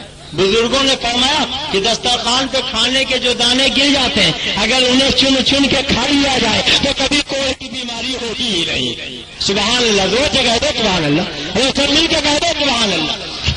ہماری ماں تمہاری ماں حضرت عائشہ کہتی ہے ایک مرتبہ سرکار گھر میں تشریف لائے, دیکھا ایک روٹی کا ٹکڑا پڑا, سرکار نے اٹھایا صاف کیا اسے کھا لیا. فرمایا اے عائشہ کھانے کا احترام کیا کرو, تمہیں کیا پتا اللہ نے کھانے کی برکت کس حصے میں رکھی ہے. یہ دل سے جس سے ڈوب جاتی ہے دوبارہ پلٹ کے نہیں آتی. میرے عزیزوں اب میں آپ کو بتاؤں شریعت کا مسئلہ ہے. کسی کے دسترخوان پہ جاؤ تو اگر پیالے میں سالن بچ جائے جب تک میزبان اجازت نہ دے اسے پی نہیں سکتے, اس لیے کہ ہو سکتا میزبان نے تھوڑا سالن بنایا ہو, آپ پی لیں تو بعد میں کھانے والوں کو سوکھا چاول کھانا پڑے, سوکھی روٹی کھانا پڑے, اور میزبان کو رسوائی کا سامنا کرنا پڑے. اسلام کسی کو رسوا دیکھنا گوارا نہیں کرتا. اس لیے شریعت کا قانون یہ ہے اگر کسی کے دسترخوان پہ کھانا ہے تو خود کھاؤ, کسی دوسرے کو نہیں بٹھا سکتے. جو سالن بچ جائے اسے پی نہیں سکتے. مگر آج ہوتا کیا, جب دعوت ولیمہ میں ہم جاتے ہیں تو جب دسترخوان پہ بیٹھتے ہیں جیسے ہی قورمے کی خواب آتی ہے تو اپنے سامنے کھینچ لیتے ہیں ساری اچھی اچھی بوٹیاں اپنی پلیٹ میں, اور جب خالی ہڈی رہ گئی تو عبداللطیف بھائی کی طرف بڑھا دیا, بھائی جان آپ بھی لیجیے, آپ تو کچھ لے ہی نہیں رہے. جب بریانی آئی تو مرغ کی ساری ٹانگیں اپنے پلیٹ میں, اور جب خالی ہڈی رہ گئی تو بڑے محبت سے کہا صوفی صاحب آپ بھی لیجیے, آپ تو کچھ لے ہی نہیں رہے. بولیے ہوتا ہے کہ نہیں؟ ارے جب شور بات آپ بغیر اجازت نہیں پی سکتے تو ساری ٹانگیں اور ساری بوٹیاں آپ اپنی پلیٹ میں رکھ سکتے ہیں. جتنا کھانے کا معمول ہے اتنا ہی رکھنا چاہیے, زیادہ نہیں رکھنا چاہیے. اور آج سب سے بڑا معزز وہ سمجھا جاتا جو اپنے دسترخوان پہ زیادہ مقدار میں بوٹیاں پھینکے, آدھا نوچ کے کھاتے اور آدھا پھینک دیتے. اللہ فرماتا کلو واشربوا ولا تسرفوا, کھاؤ پیو مگر فضول خرچی مت کرو. کھاؤ پیو مگر فضول خرچی مت کرو. اب مجھے آپ بتاؤ کہ جو یہ دسترخوان پہ بوٹیاں پھینکی جاتی, یہ چاول پھینکا جاتا, کباب پھینکا جاتا, شیرمال پھینکا جاتا, یہ فضول خرچی ہے کہ نہیں؟ بولو ہے کہ نہیں؟ حرام ہے حرام, اور یہ حرام کام کرنے والے جہنم میں جلائے جا سکتے ہیں. اس لیے اپنے نرم و نازک جسموں کو جہنم کی آگ سے بچاؤ. میں یہ کہہ رہا تھا اللہ کے نبی نے بلال سے فرمایا توشہ دان جھاڑو, انہوں نے جھاڑا, کتنی کھجوریں نکلی بھول گیا, کتنی نکلی. اور یہ بائیں والے بھی سن رہے کہ نہیں سن رہے, کتنی کھجوریں نکلی آپ لوگ بھی بول دیجیے کتنی نکلی. اب کیا کریں بیچارے منتظمین نے بیٹھنے کا انتظام ہی نہیں کیا تو کھڑے ہو کے سن رہے تھے. بھائی جن کا جتنا انتظام تھا انہوں نے کر دیا, معاف کیجیے گا, مگر بڑی محبت سے لوگ سن رہے ہیں اس لیے جی چاہتا ہے سناتا جاؤں. تو کتنی کھجوریں نکلی سرکار نے سامنے رکھوایا, اس پہ ہاتھ رکھا اور کچھ پڑھا. سبحان اللہ, زور سے کہہ دو سبحان اللہ, ارے زور سے کہہ دو سبحان اللہ. سامنے رکھا پڑھا. آج وہاں بھی کیا کہتا ہے غوث پاک کی نیاز حرام, خواجہ صاحب کی چھٹی حرام, حلوہ حرام. ہم نے پوچھا کیوں حرام؟ کا سامنے رکھ کے پڑھا جاتا ہے, اور جو چیز سامنے رکھ کے پڑھی جائے وہ حرام ہو جاتی ہے. بولو آپ نے سنا کہ نہیں سنا؟ ارے بولیے سنا کہ نہیں سنا؟ اچھا ایک بات بتاؤ, اگر سامنے رکھ کے پڑھنے سے چیز حرام ہو جاتی ہے تو جب ان کے ابا مرے تھے تو ان کی نماز جنازہ سامنے رکھ کے پڑھی تھی کہ پیچھے؟ ارے بولیے کہاں رکھ کے پڑھتے ہیں؟ بولیے کہاں رکھ کے پڑھتے ہیں؟ تو اگر سامنے رکھ کے پڑھنے سے غوث کی نیاز آرام ہو گئی، خواجہ کا تبرک آرام ہو گیا، امام حسین کا کھچڑا آرام ہو گیا، تو تمہارے ابا کیا ہو گئے؟ بولیے کیا ہو گئے؟ میں نہیں کہتا، آپ ہی بول رہے، بولو کیا ہو گئے؟ کہتے ہیں حضرت کیے عبد المصطفیٰ جہاں جاتا گالی بکتا۔ میں نے کہا کیا گالی بکتا ہوں؟ کہا خبیث کہتے ہیں، مردود کہتے ہیں، شیطان کہتے ہیں، یہ گالی نہیں؟ تو میں نے کہا اچھا آپ قرآن پڑھتے ہیں؟ کہا پڑھتا ہوں۔ میں نے کہا کیا پڑھتے ہیں؟ کہا جب قرآن اٹھاتا ہوں تو پہلے پڑھتا ہوں اعوذ باللہ من الشیطان الرجیم، پھر پڑھتا ہوں بسم اللہ الرحمن الرحیم۔ میں نے کہا ترجمہ کیا ہے؟ کہا اللہ کی پناہ مانگتا ہوں میں شیطان مردود سے۔ تو میں نے کہا یہی میں نے ممبر پہ کہہ دیا تھا، تو تم نے کہا گالی بک رہے، اب تم بتاؤ قرآن پڑھ رہے ہو کہ گالی بک رہے ہو؟ ارے اگر شیطان کہنا گالی، مردود کہنا گالی، رجیم کہنا گالی، تو تم نے تو ابھی بسم اللہ الرحمن الرحیم پڑھ کر اللہ کو رحمان الرحیم بھی نہیں کہا، پہلے یہ شیطان مردود کہہ رہے۔ میرا خدا چاہتا یہ ہے کہ میرا قرآن بعد میں پڑھنا، پہلے میرے نبی کے دشمن کو شیطان کہہ دینا، مردود رجیم کہہ دینا۔ میرا خدا چاہتا یہ ہے کہ اللہ پہ تبرہ نیت ممکن، محبت عداوت کے بغیر ممکن ہی نہیں۔ کہتے ہیں صاحب یہ ممبر رسول ہے، ممبر کا کچھ احترام ہونا چاہیے، آپ لوگ کوئی احترام نہیں کرتے۔ میں نے کہا کیا احترام؟ کہا کبھی مردود شیطان کہتے ہیں یہ احترام ہے؟ تو میں نے کہا اچھا نماز پڑھتے ہو تو کیا پڑھتے ہو؟ اعوذ باللہ من الشیطان الرجیم، پھر بسم اللہ الرحمن الرحیم، پھر الحمدللہ رب العالمین۔ میں نے کہا ارے پہلے تم نے نماز میں نیت باندھی ہے تو نبی کے دشمن کو شیطان اور مردود کہہ کے گالی بک دی، میرا خدا نے یہ ذہن دے دیا کہ بسم اللہ پڑھ کے مجھ کو رحمان الرحیم بعد میں کہنا، الحمد شریف پڑھ کے میری حمد و ثنا بعد میں بیان کرنا، پہلے میرے نبی کے دشمن کو شیطان کہہ دینا، میرے نبی کے دشمن کو رجیم کہہ دینا۔ جب نبی کے دشمن کو برا کہہ دو گے، شیطان و مردود کہہ دو گے، تب رحمان کہو گے میں قبول کروں گا، رحیم کرو گے میں قبول کروں گا، حمد و ثنا بیان کرو گے قبول کروں گا۔ اور اگر نبی کے دشمن کو برا نہ کہا تو میں سب قبول کر دوں گا۔ اگر اپنی عبادت قبول کروانا ہے تو پہلے نبی کے دشمن کو برا کرو۔ اور حضرت میں جب حج کے لیے گیا تو جب 8 تاریخ آئی تو میں نے دیکھا ایک سے ایک بچے والے سب بخشا بستر سنبھال کے جا رہے ہیں۔ میں نے کہا کہاں جا رہے ہو؟ کہاں میں نہ جا رہا ہوں۔ کیوں جا رہے ہو؟ کہا شیطان کو کنکر مارنا۔ ہم نے کہا ہندوستان میں بہت تلاش کیا، شیطان نما انسان تو نظر آئے مگر سراپا شیطان نظر نہیں آئے۔ چلو اچھا ہوا حج کرنے آئے تو شیطان بھی دیکھ لیں گے۔ تو کہا کیسی بات کر رہا ہوں شیطان کہاں؟ میں نے کہا بیٹھ، کہاں تو 3 پتھر ہیں، جتنے بڑا شیطان مجرا شیطان چھوٹا شیطان کہا جاتا۔ میں نے کہا بیٹھ، کہاں انہیں کو پتھر مارا جائے گا۔ میں نے کہا ایسا؟ میں نے کہا کیوں؟ کہا اللہ کے پیغمبر کو شیطان نے بہکانے کی کوشش کی، اللہ کے نبی نے کنکر مار کے دھسا دیا، اب قیامت تک اللہ نے حکم دے دیا اے میرے بندو جب حج کے لیے آؤ تو میرے نبی کے دشمن کو کنکریاں مار کر زمین میں دھساؤ۔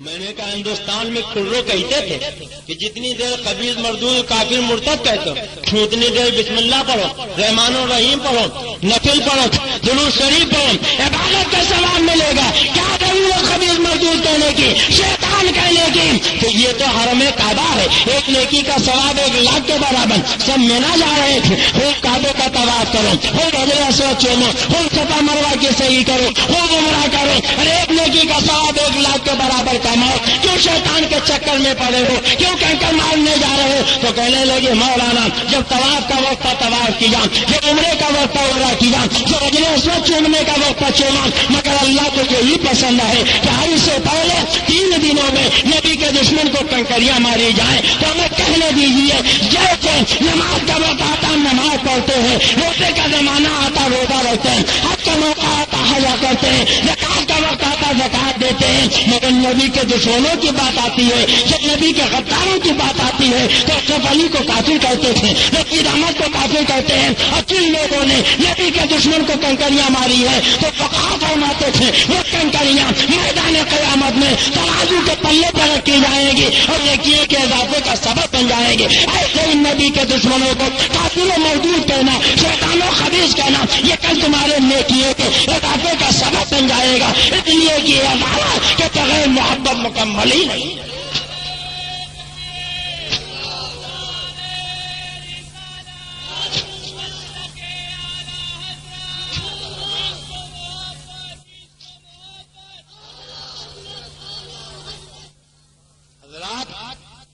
پرچے پر پرچہ آ رہا ہے، عنوان کو عنوان ملتا جا رہا ہے اور بات بڑھتی چلی جا رہی ہے.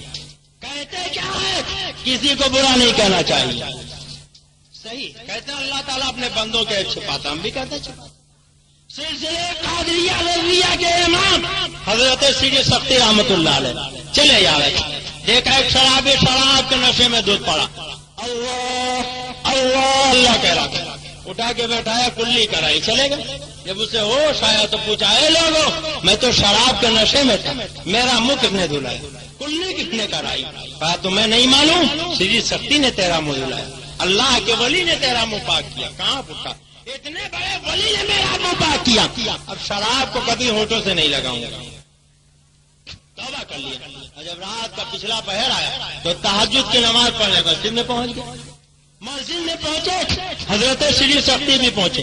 دیکھا، عرض کیا میرے مولا یہ تو شرابی تھا، نمازی کیسے بن گیا؟ جواب ملا ہے سیدھی سختی، تمہاری خیرت کو گوارا نہ ہوا یہ ناپاک منہ سے میرا پاک نام لے، تو میری محبت کو گوارا نہ ہوا کہ جس کا منہ تم نے پاک کر دیا دوبارہ کبھی ناپاک ہو. تم نے میری محبت میں اس کا منہ پاک کیا تھا، میں نے تمہاری محبت میں اس کا دل پاک کر دیا. حضرت سیدھی سختی رحمت اللہ علیہ اب اس شرابی کی طرف متوجہ ہوئے.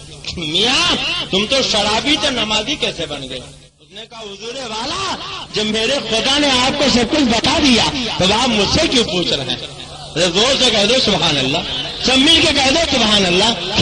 کتنا کریم ہے وہ مولا.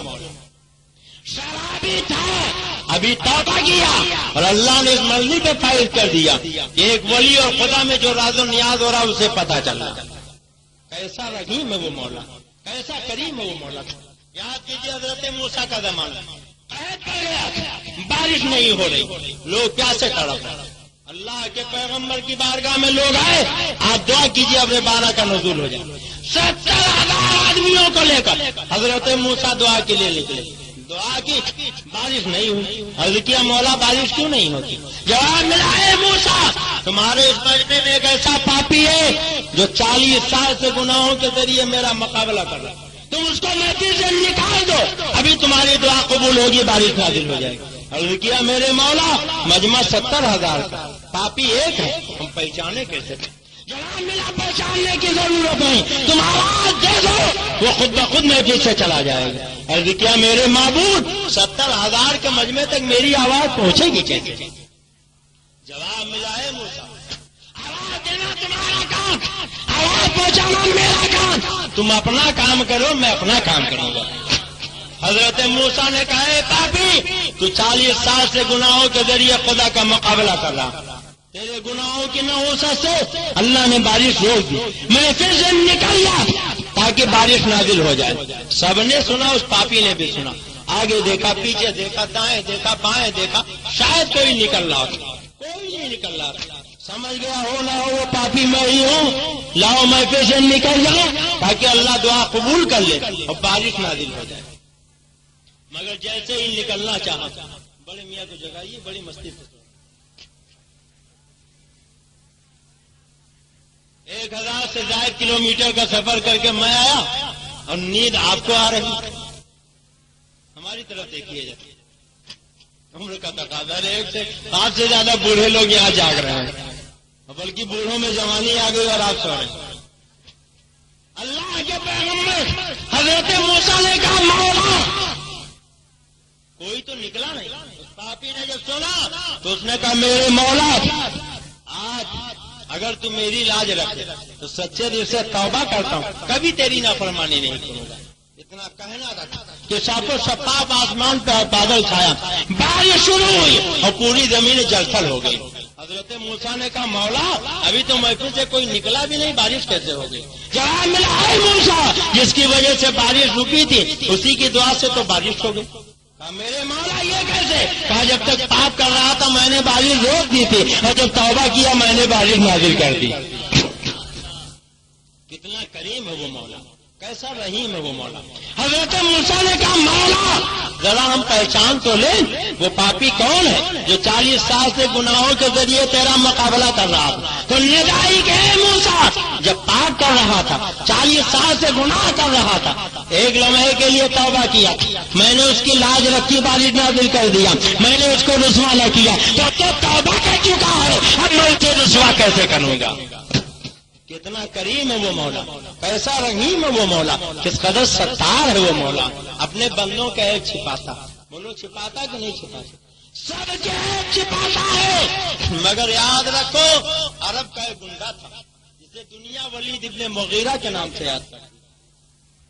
ایک مرتبہ اس نے ہمارے تمہارے آقا کو مجنو کہہ دیا، معاذ اللہ، زور سے بولو معاذ اللہ، اور جب اس نے مجنو کہا تو اللہ کی غیرت کو جلا لایا، سورہ نون والقلم نازل کیا، ایک نہیں 10 عیب گنائے، بولو کتنے عیب گنائے؟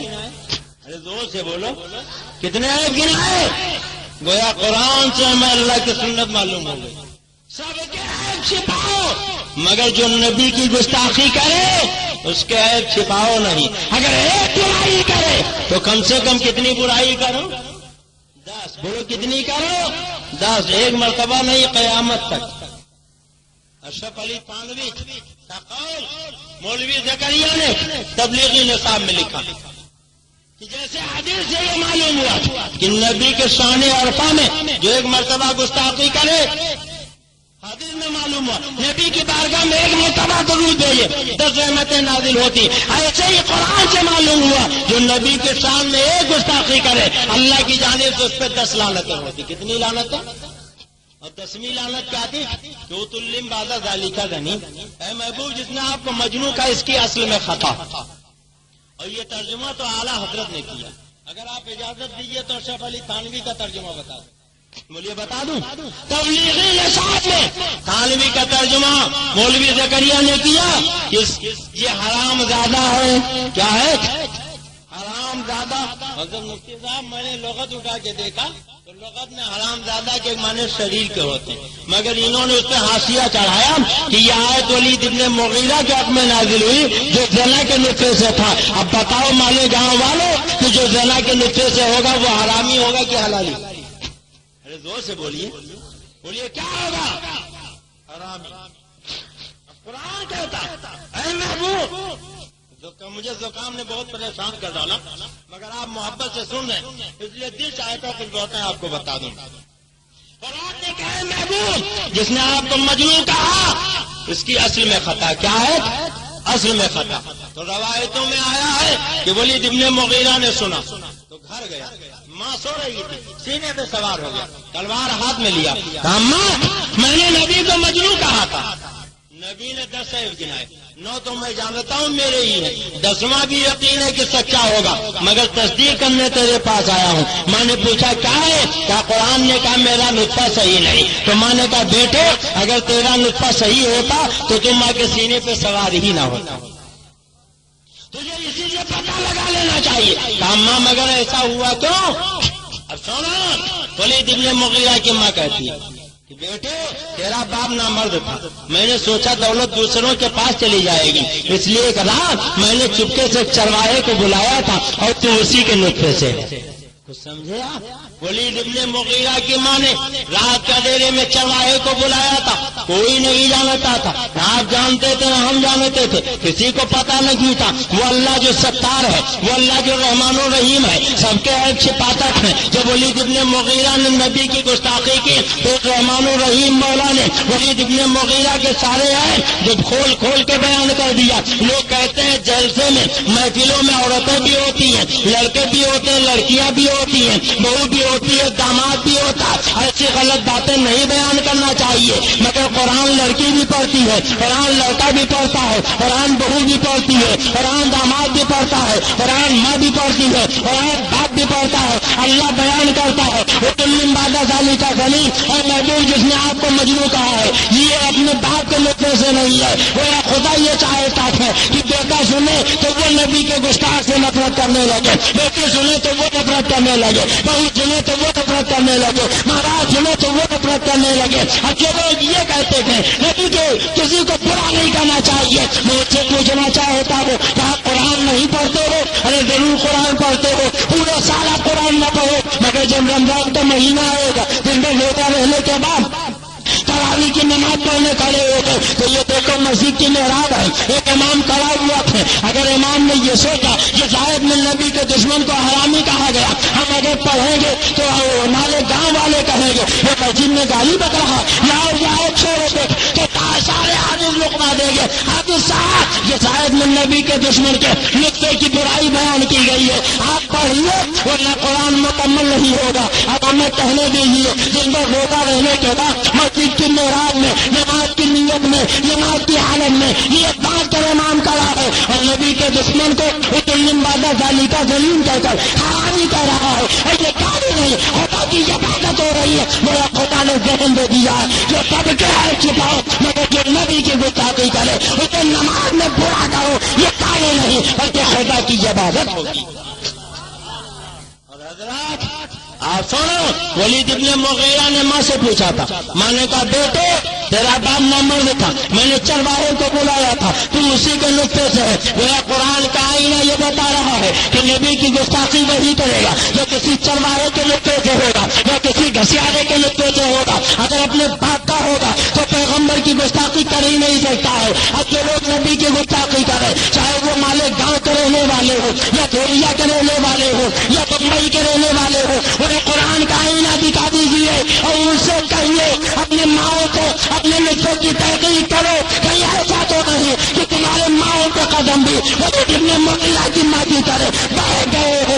उन्होंने किसी घसियारे या चरवाहे को बुला लिया हो, इसलिए कि नबी की गुस्ताखी वही करेगा जो अपने बाप का नहीं होगा। अगर अपने बाप का है तो नबी की गुस्ताखी करेंगे। और सुनो, कुरान के इस सूरत में अल्लाह फरमाता सना समहु अलल खुर्तुम, ऐ महबूब जिसने आपको मजनू कहा अनकरीब इसके सुअर के जैसी थूथनी दाब देंगे। वलीद इब्ने मुगीरा आदमी था, सुअर नहीं, मगर अल्लाह ने उसके चेहरे को सुअर की थूथनी कहा।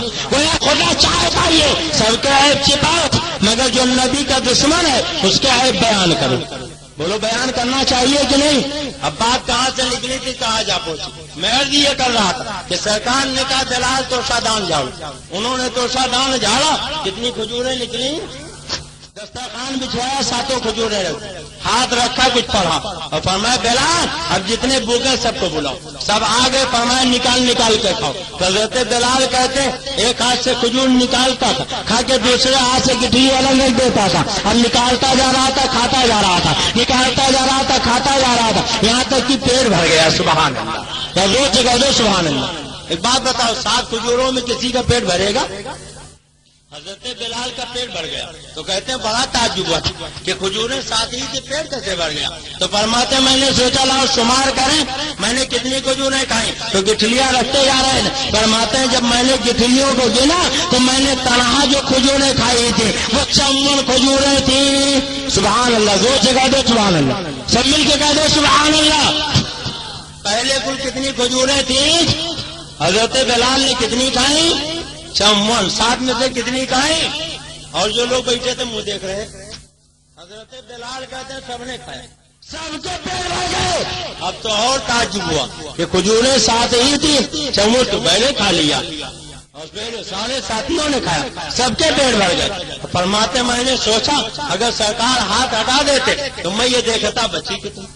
हाथ हटा लिया और जब सरकार ने हाथ हटाया तो हज़रत बिलाल कहते मैंने देखा खुदा की कसम 7 के 7 खजूरें अब भी मौजूद है। जोर से कह दो सुभान अल्लाह, सब मिल के कह दो सुभान अल्लाह। तुम कहते हो रसूल के चाहने से कुछ नहीं होता, ये किस्सा नहीं है, कहानी नहीं है, अफसाना नहीं है, नाविल नहीं है, नबी की हदीस सुना रहा हूं। हज़रत बिलाल ने कितनी खाई? 54। सारे सहाबा ने खाया और फिर भी 7 के 7 बची रह गई। आका फरमाते बिलाल खजूरों को संभाल के रख लो, खर्च मत करना, संभाल के रखना फिर काम आएगा। रख लिया, फिर दूसरे दिन आया, आका भूख लगी, फरमाया खजूरें क्या हुई? का सरकार रखी, कहा लाओ, फिर लेके आए, फिर हाथ रखा कुछ पड़ा, कहा खाओ। हज़रत बिलाल कहते दूसरे दिन खाने वाले 10 थे, कितने थे और खजूरें कितनी?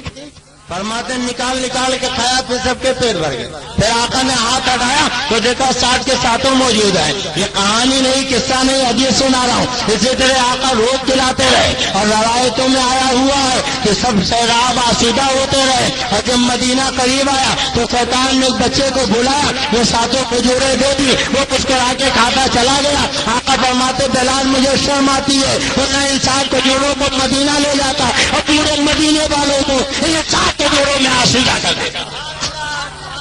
تم کہتے ہو رسول کے چاہنے سے کچھ نہیں ہوتا، اور میرے اعلیٰ حضرت کیا کہتے ہیں، مالک کا نین ہے وہ بات ہی دیتے نہیں، اور تو جہاں کی نعمتیں ہیں ان کے خالی ہاتھ میں ہاتھ جسم کو اٹھا غنی کر دیا۔ مجھے بڑے سماعت پہ لاکھوں سلام، یہ بڑے موتی یہ ہے قاسم، یہ خشکا ہے پلاتے یہ ہے، اور ٹھنڈا ٹھنڈا میٹھا میٹھا پیتے ہم پلاتے یہ ہے۔ کون دیتا ہے دینے کو وہ چاہیے، دینے والا ہے سچا ہمارا نبی۔ اور سرکار مفتی اعظم کہتے ہیں یا رسول اللہ کھاتے ہیں تیرے در کا، پیتے ہیں تیرے در کا، پانی ہے تیرا پانی، دانا ہے تیرا دانا۔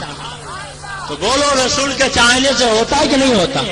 مگر یہ وہابی جنہوں نے انگریز کے بارے میں لکھا مالک بھی ہے، انگریز مختار بھی ہے، انگریز سرکار بھی ہے، اور انگریز جو چاہے وہ کرے، اور نبی کے بارے میں لکھا نبی مالک بھی نہیں، نبی مختار بھی نہیں، اور نبی کے چاہنے سے کچھ نہیں ہوتا۔ اللہ تعالیٰ ایسے گندے عقیدے والے لوگوں سے ہمیں دور رہنے کی توفیق عطا فرمائے۔ حضرات فرمائشیں بہت تھیں، میں بیان بھی کچھ اور کرنا چاہتا تھا مگر وقت بہت ہو چکا ہے، اور کل بھی انشاءاللہ تعالی دھولیا میں تقریر ہوگی، آپ اگر وہاں تشریف لائیں گے تو آج جو کچھ بیان ہو چکا ہے اس کے علاوہ اور بہت کچھ بیان ہوگا، اور ان کی کتابوں کی وہ عبارتیں میں آپ کو سناؤں گا جسے سننے کے بعد رونگٹے کھڑے ہو جائیں گے، اور دن دوپہر کے سورج کی طرح آپ پہچان لیں گے نبی کا وفادار کون ہے، نبی کا غدار کون ہے۔ کیا میں امید رکھوں کہ آپ دھولیا پہنچیں گے؟ نہیں پہنچیں گے۔ دیکھیے بابا نے پہلے ہی ہاتھ ہلا دیا۔ مجاہدین آزادی کا تذکرہ سننے آئے، ملک کی آزادی کے لیے آپ کے آباء و اجداد نے لہو کا ایک قطرہ بہا دیا، اور آپ اپنے نبی کی عظمت کا بیان سننے کے لیے وہ 31 روپے خرچ کر کے دھولیا تک نہیں جا سکتے۔ اللہ تعالیٰ آپ کو جذبہ جہاد عطا فرمائے۔